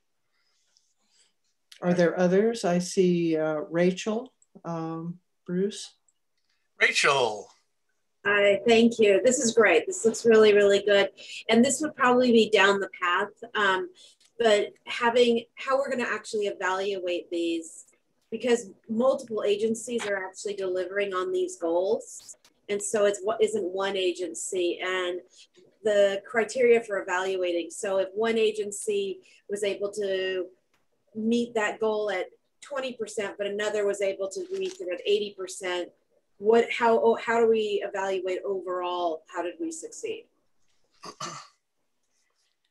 And that will be one of the first assignments for our brand new planning and program manager is to build our project tracking mechanism. And that mechanism will be bringing about not just the core projects, but all the local mitigation projects all into one hub. And that's how we'll garner our metrics that will align with the objectives. Great, thank you. Really great question, Rachel. Other directors, this is really excellent. Bruce, I don't see any other hands up. So Mark, may I turn it back to you to wrap up? And if I can help, I'll be more than happy to. Yeah, and did my conversation about Pat Randolph get shut off when I froze up? Jean did pick it up, Mark. Okay. Jean, it was adequately covered, I believe. All right. And then we have received our the information from your board, and we will move forward with that direction with the objectives. I think we may take a pause on our board retreat for May because there's going to be, in order to get time and to get feedback from the operations and advisory technical committee, and in order to give the amount of time that we really need to give to our objectives, we may be pushing into June meeting for that portion of the. But then I apologize for my technical glitch. Fortunately, I had a backup plan here. And so I'm assuming we still need to have a motion for approval or public comment and then a motion and approval. Yeah, so okay. Mark, we'll move on. Thank you, Mark, and no need to apologize. It's technology. Yeah, nobody owns it. So public comment, please. Is there, Alice? I'm looking for any raised hands in our audience members, and there's no public comment. Okay, thanks. Back to the board now for any further discussion and a motion to approve the goals and value statements. No further discussion. Do we have a motion? I'll make that motion. Thank you, Barbara. Motion and second it. Bob Ravazio, second. Allison, please call. Salinas Fire District. Aye. City of Mill Valley. Aye. City of San Rafael. Aye. City of Larkspur. Aye. County of Marin. Aye. Inverness Fire District. Aye. Muir Beach Community Services District. Aye. Novato Fire District. Aye. Sleepy Hollow Fire District. Aye. Southern Marin Fire District. Aye. Town of Corte Madera. Aye. Town of Fairfax. Aye. Town of Ross. Aye. Town of San Anselmo. Aye. Motion passes with 100% of the vote. Excellent. Wonderful. Wonderful work, all and board. Great questions. So, Jean, you have a comment? Yeah, I just wanted to note that is it okay for us to assume that in approving the goals and objectives, you also approved the amended language that Julie McMillan as suggested? amended, I believe, was the intended language of the motion, which I should articulate. Thank you, Jean. Very good. You're welcome. Thanks for the clarification. Excellent. So let's move on to item 9C, the draft MWPA communication strategy. Mark and Gabe and Steve and team, we're looking forward to this. Yeah, and I'll kick it off before I hand it off to Pam. I did want to mention that, and you named off quite a few of the ad hoc committee, but it's Catherine Donahue, Gabe Paulson, Steve Berto, and Paul Jeske, supported by Pam Kuhn and Ross Goering.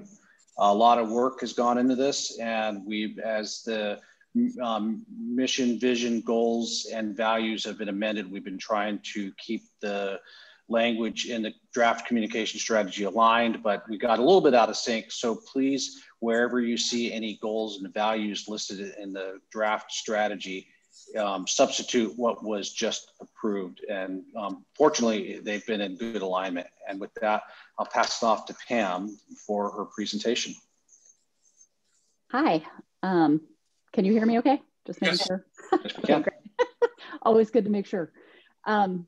I just by way of introduction for anyone who I haven't met, I have done communications and public outreach for Yosemite National Park, Sonoma County Water Agency, Marin County Parks, and now I have my own business and have recently been working with Fire Safe Marin, and that's kind of how I teamed up here with MWPA.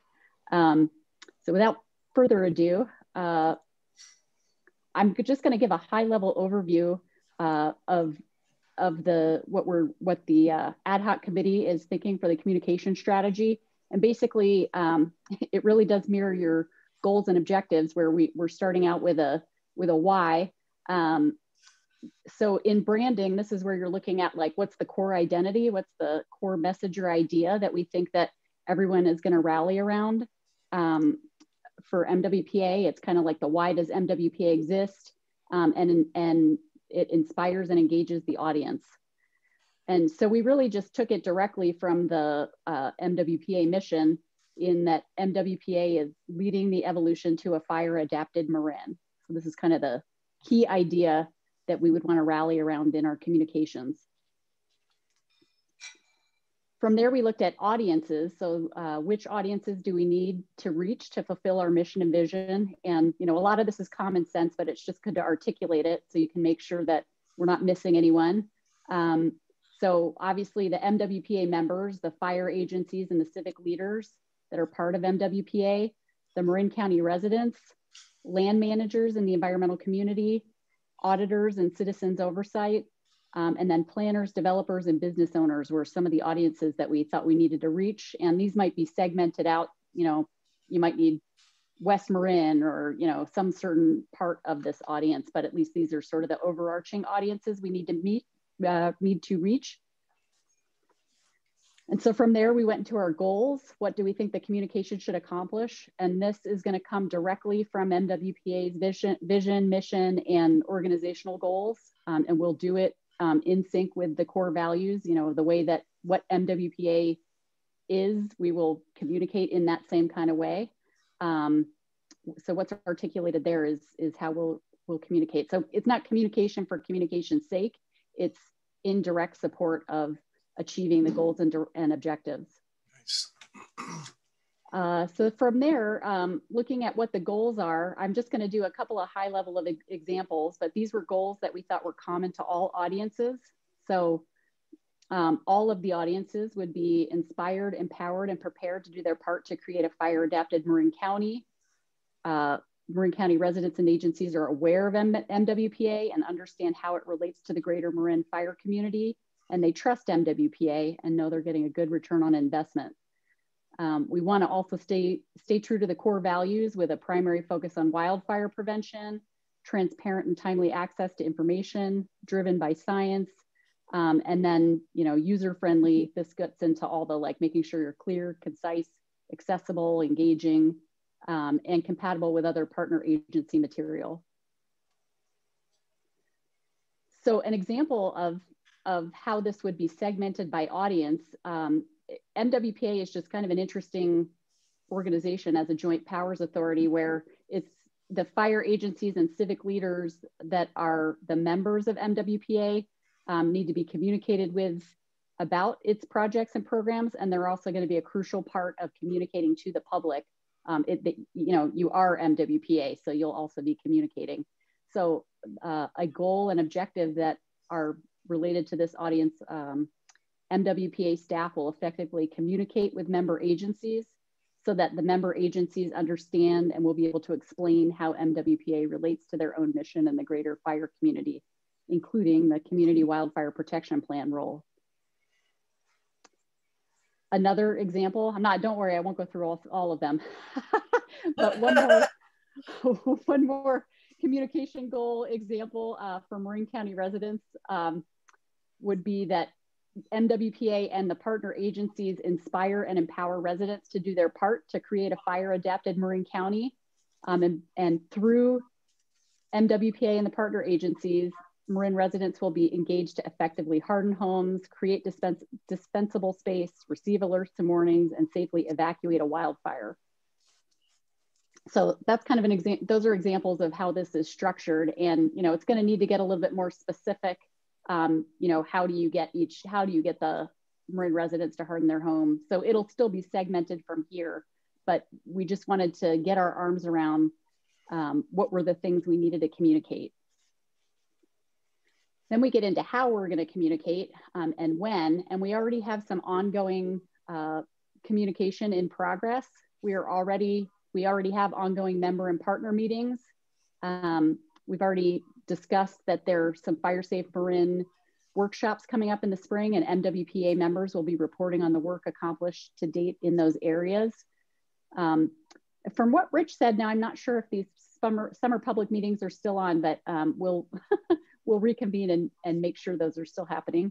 And then coming right up in about a week and a half, it's Wildfire Community Preparedness Day on May 1st, and MWPA will amplify any messages. You know, May is typically a wildfire preparedness month, so MWPA will amplify any messages coming from CAL FIRE, Marin County, and Fire Safe Marin. The ad hoc committee discussed what kind of deliverables we think we need to be focusing on. You know, there are a million ways to reach people. And so these are kind of some foundational elements that we think we will initiate in spring and summer. They may not be completely finished by the end of summer, but we at least wanted to get started on these. And the first thing is a hub. We want to have a website developed that will be accessible and easy to update, and it can showcase all the MWPA programs, projects, funding, and metrics. And then it would be, you know, managed and updated in a timely and transparent manner. We would like to come up with a strategy for earned media, which basically means free PR for print, radio, and television coverage related to wildfire prevention. A style guide and key messages. So how would MWPA members communicate about MWPA, about Measure C funds being spent in their jurisdictions?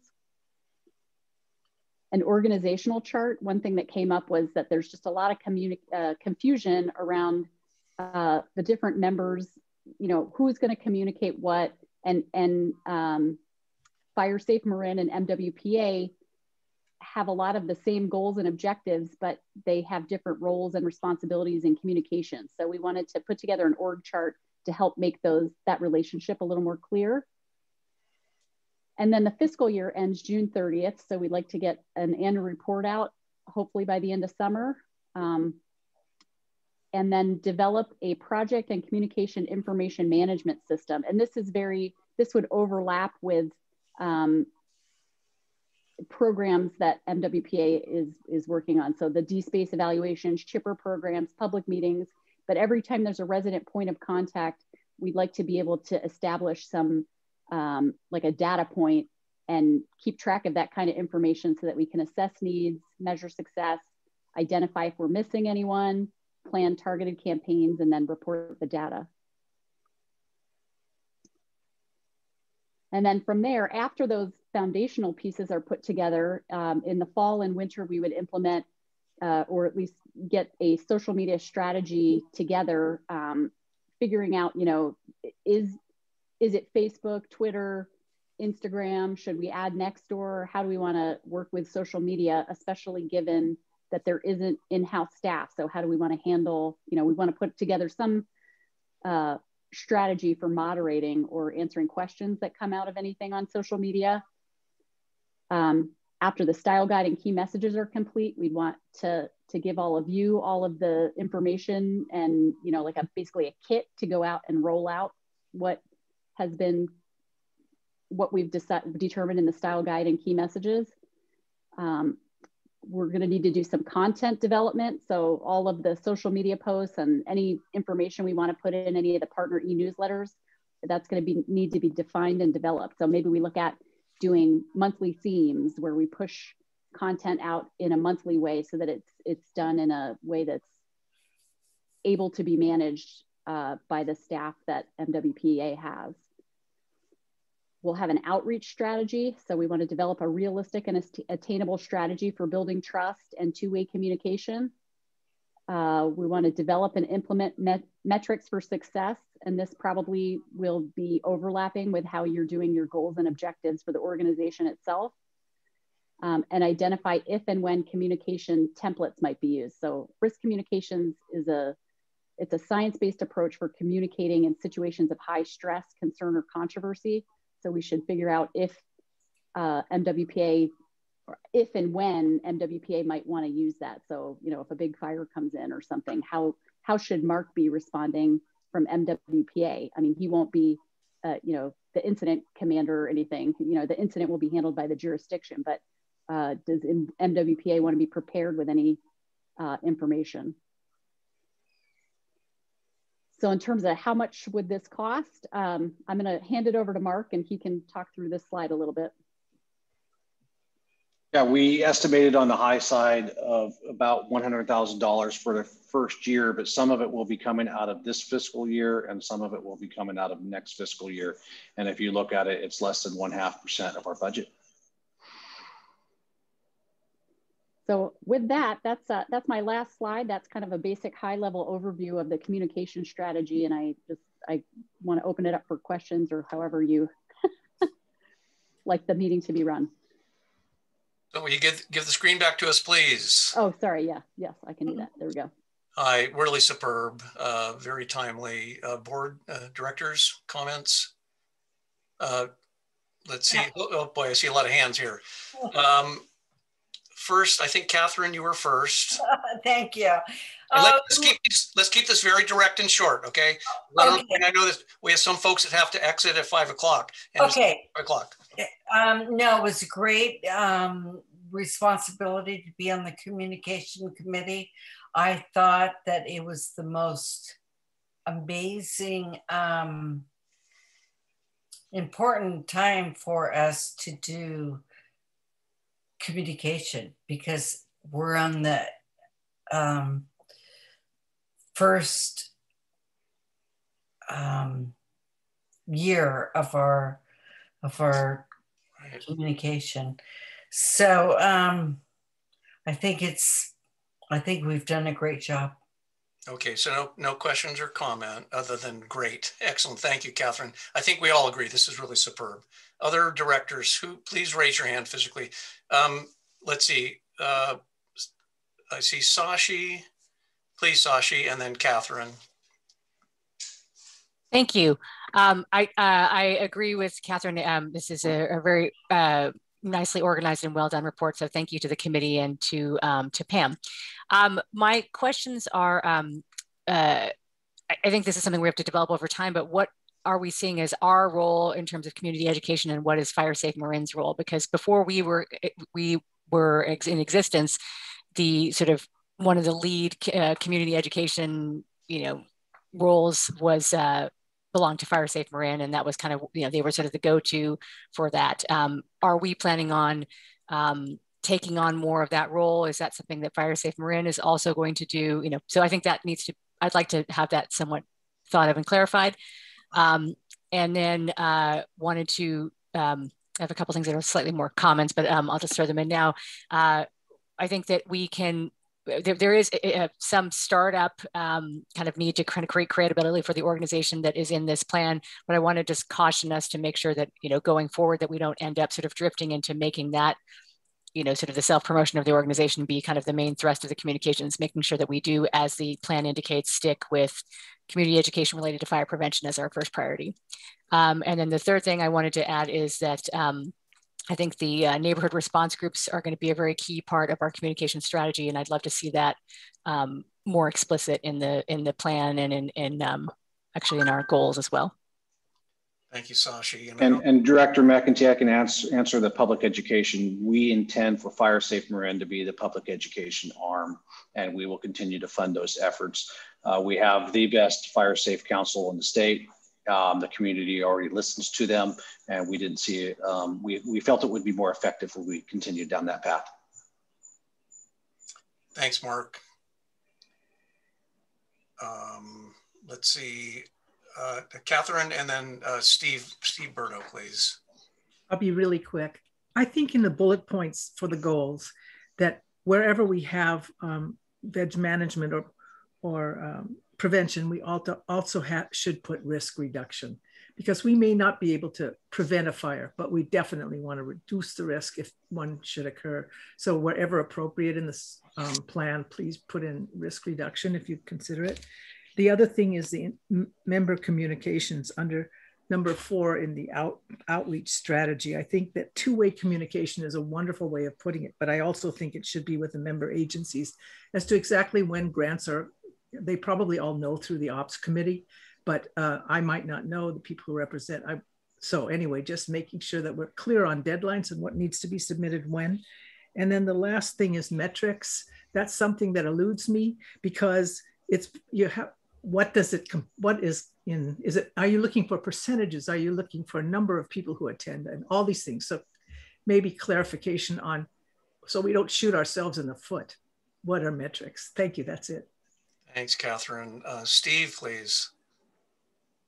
Yeah, real quick, and I apologize for being late today. When we changed the meeting date, I had already had a work meeting going on, so I appreciate you accommodating the agenda and moving this item. I want to say what's before us today is a product that I'm proud of. This communications plan is the result of a number of dialogues that we've had at the committee level to this point. There was a really robust discussion, and really we had some dialogues that explored some very diverse viewpoints on how we would communicate and who our audiences are. It was an absolute pleasure serving on the committee with Mark, Ross, Pam, directors Paulson, Donahue, and Jeske. And that's where kind of those diverse discussions came from. I think Pam and Ross did a fantastic job of taking everything we discussed and distilling it down into this communications before us. I have one question though, which is more for the board. I was a part of the discussions and the dialogues, and I get this as I do my review of the communications plan. But one of the things that we really discussed at the committee level was the education to the community about the different fire prevention agencies in Marin. So you have Marin Wildfire Prevention Authority, you have your local fire department or authority, and then there's also Fire Safe as well. And right now we had discussion about, there's a lot of confusion in the community about who's doing what and who's who. As I read this communication plan, I get the point of our discussion was we need to figure out how to communicate that to people. And I get it, but I'm just wondering, my question would be for the board is, do you get that when you read this plan, or do you think we need to be more on the nose about that and add it to one of our communication goals, particularly for external audiences? But all in all, this was a fabulous process, and I'm very proud of the product before us. Thanks, Steve. Excellent question. Barbara Kohler, please. Well, first I want to say thank you, but just to answer Steve's question, I think a piece that might be added to this communication strategy in the beginning is a little bit about how the different fire groups relate. What is Fire Safe Marin? What is Marin Wildfire Prevention Authority? How is the coordination between the different fire districts and agencies? So it is crystal clear. One other piece is that if we are going to continue using Fire Safe Marin as our main education and outreach piece, and I think that's great, I think we need to make a concerted effort to have mutual branding on the newsletters that go out. Fire Safe Marin doesn't do everything that Marin Wildfire Prevention Authority does. So if we're going to use their newsletters rather than do our own, I think we need to be very clear what we are doing. I guess I've harped on this a few times, but I want people to know what Marin Wildfire Prevention Authority is doing and have some distinction so that we're not all mushed into, they think it's Ross Valley Fire or it's Fire Safe Marin. And the other thing that I would like us to add is an annual report, not like a stock annual report, but a simple report that could be part of something that gets mailed out or gets posted on our website, and all of us can use in our various jurisdictions that talks about simply what we did in the last year.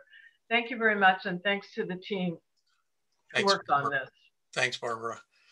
Other directors, comments? David, please. Thank you, and thank you, team. First of all, I want to second Barbara's comments. I agree with those, and also thank you. I think you've done a fantastic job. This is really excellent, and I think we're all very appreciative. When I was listening to Pam, I was reminded of what the psychologists often remind us of: is we have to start where people are.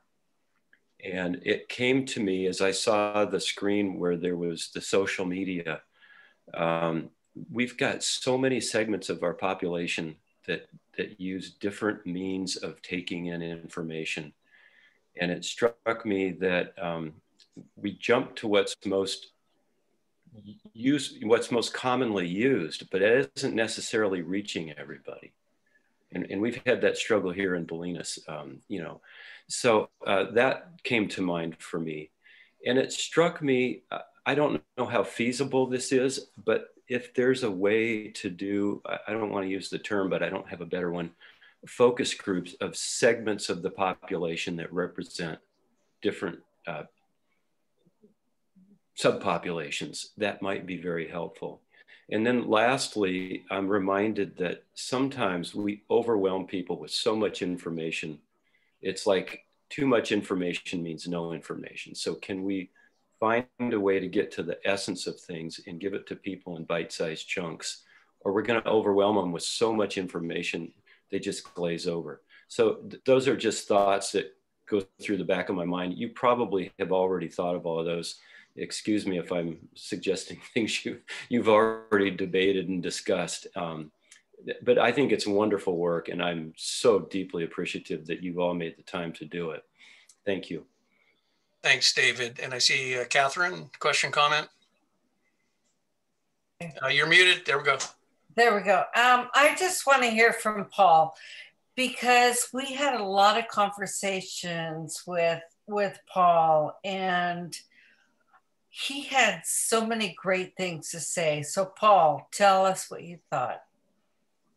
Well, I think that plan is very good in the abstract. I'm actually much more interested in the specifics, which will involve communicating directly with the public about specific programs that MWPA undertakes. I mean, this is a fine general statement of how to approach communications, but this is one of these things where the proof really is in the pudding. And I think that any communications that come from WMPA ought to be very specific to the fire prevention or home hardening programs or whatever it is that are being undertaken. Thanks, Paul. Other directors. Okay, this is really superb work. Let's take this out to the public for comment, please. I believe our first comment will be from Chief Tyler. Welcome, Bill. Hi, thanks so much. So if I understand this right, the $100,000 is for the strategy only. It's going to cover basically like the central branding and that kind of thing. It's not the actual materials that go out and all of that. And so that, you know, I know a lot of money goes into the forming that. And I was thinking about this in terms of customer acquisition costs. You know, there's a cost that goes into trying to, you know, get more people to be fire adaptive or to be adopters. So rather than thinking of customer acquisition of customers, it's of adopters of being fire adaptive. And I think that, you know, $100,000, if you think about how many people there are in Marin or even adults in Marin, the $100,000 is not going to go very far with regards to customer acquisition. So I think that this is going to be much, much more money needs to be spent towards this to really get good penetration. And I would just ask that whatever the central brand is, that something be developed so that the individual zones can pick it up. And then if they want to spend local dollars on expanding on this, they can do so. Thank you. Thank you, Bill. Really excellent comment. Any other public comments, please? Next comment is Larry Minikes. Welcome, Larry.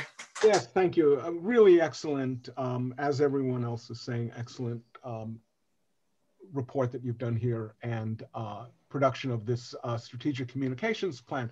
And I'm speaking on behalf, I'm wearing the ESP hat at the moment. And what we notice is that there's nothing mentioned about environmentally sound practices, nor anything about carbon sequestration. And we would suggest that something along those lines be added to the communications.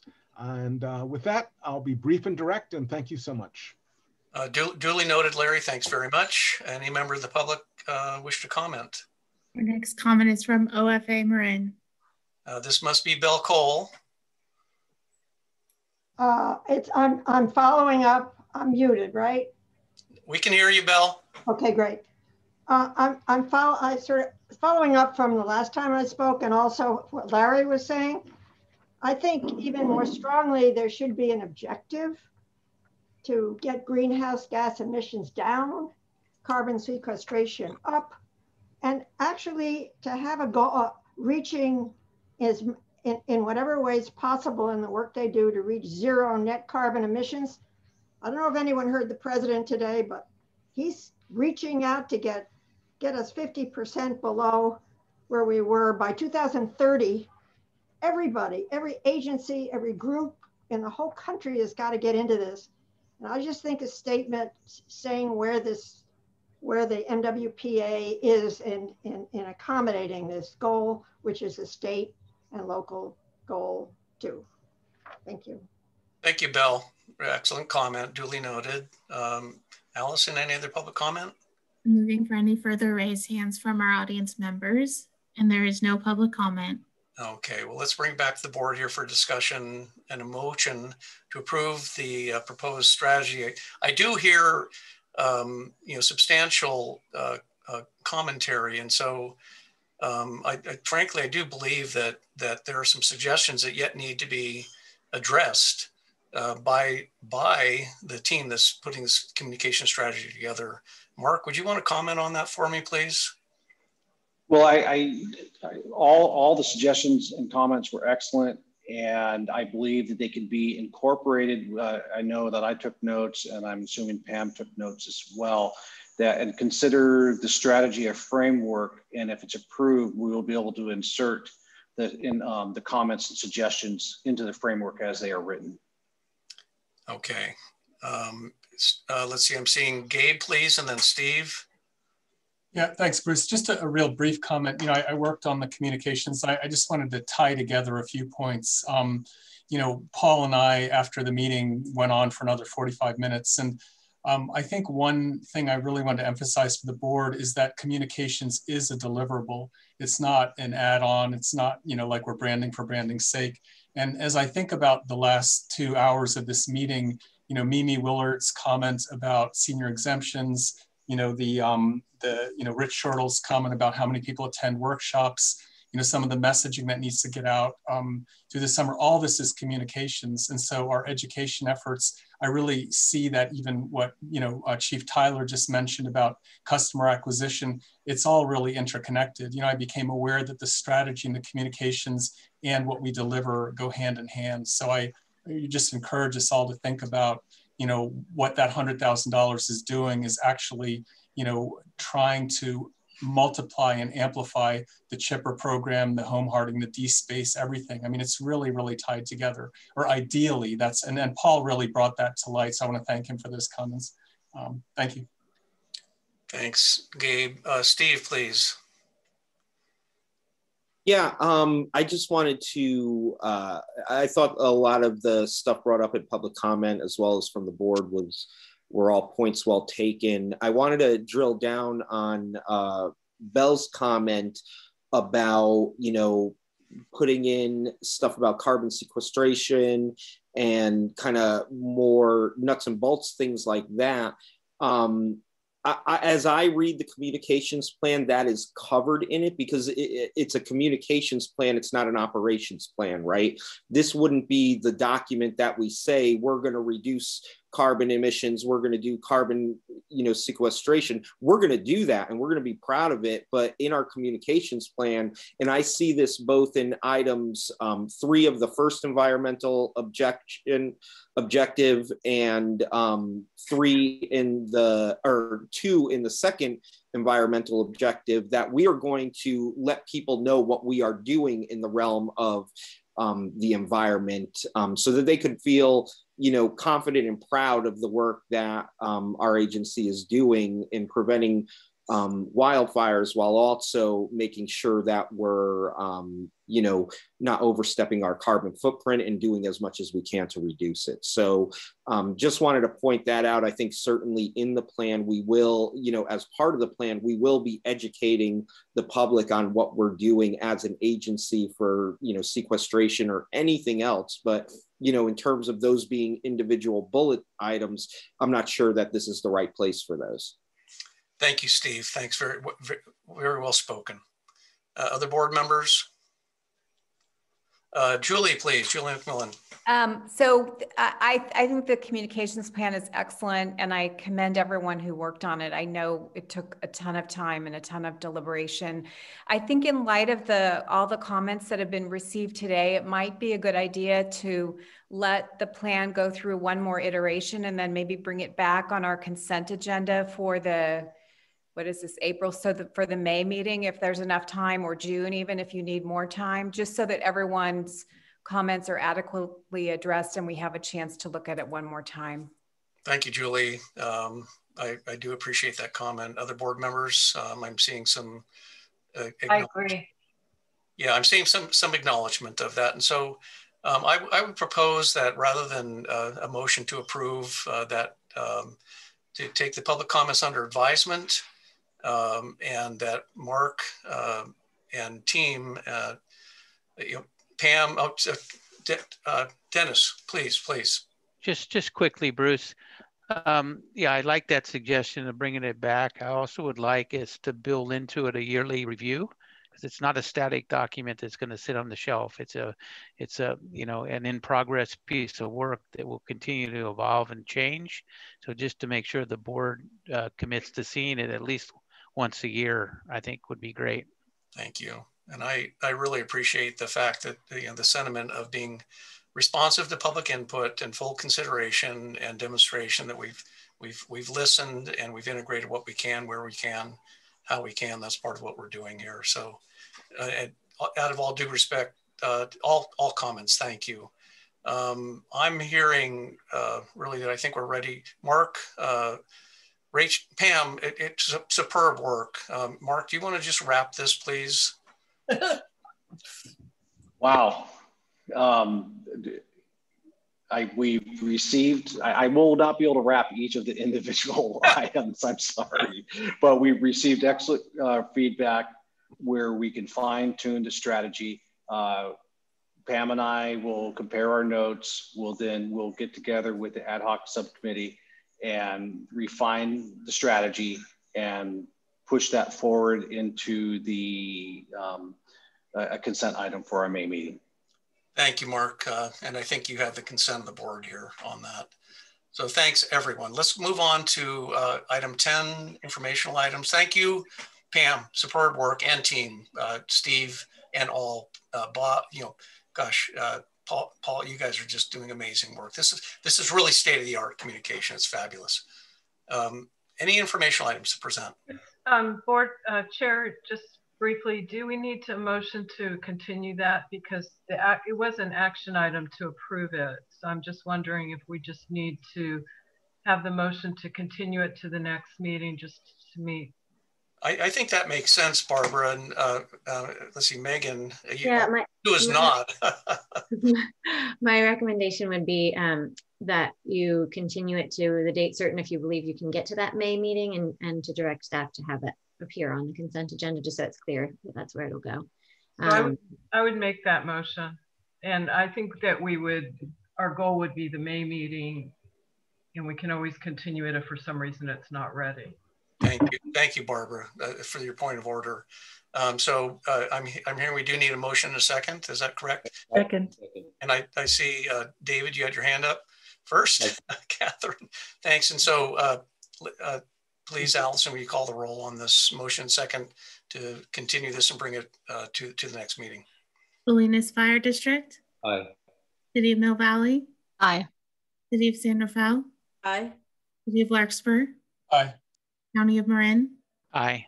Inverness Fire District. Aye. Muir Beach Community Services District.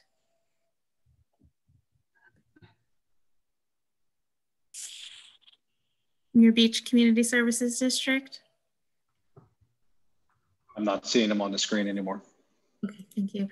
Novato Fire District. Aye. Sleepy Hollow Fire District. Aye. Southern Marin Fire District. Aye. Town of Corte Madera. Aye. Town of Fairfax. Aye. Town of Ross. Aye. Town of San Anselmo.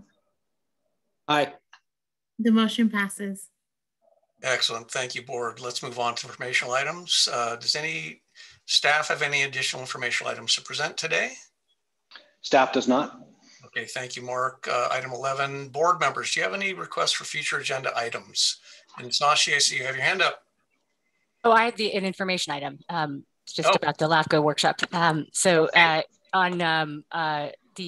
a week on the 29th from 9 to noon, the Marin LAFCO is having a shared services and consolidation workshop where we're going to have two panels, one talking about successful shared services or consolidation models in Marin, and the second panel talking about how to implement such a successful model, and the goal being to allow some of these smaller districts or cities to be able to have a venue to be able to explore doing some shared services. And one of the panelists is going to be Catherine Hilliard, the president of Southern Marin Fire District. So I want to encourage you all to attend the workshop. I've asked Mark if he could please send out the flyer to the board members, and you hopefully have already received it. But if you can send it out to the rest of your boards and encourage them to attend, we'd love to have board members and staff attend and be able to hear all the wisdom from those who've done it successfully. Thank you, Sashi. Appreciate it. Rachel, please. I'd like to thank Mark for attending the San Rafael City Council meeting and encourage anyone else to invite Mark to present at your council meetings. We had some great questions from the public and also from the council. that may contribute also from a communication perspective. I think it's a little bit of I can't remember who mentioned it, to focus groups, because that's really gathering, what the community needs in terms of communication as well. But it was very helpful, and thank you, Mark, for doing that. Absolutely. Thank you, Rachel. Thank you. Any other informational items? Seeing none, let's move to requests for future agenda items. Seeing none, it is my esteemed pleasure to thank you all for all your engagement. A very productive meeting. 5:28 p.m. I'm adjourning this meeting. The next board meeting will be on May 20th, 2021. Thank you all and have a wonderful evening. Thank you. Thank you, everybody. Have a great night. Thanks, everybody. Good work. Great job.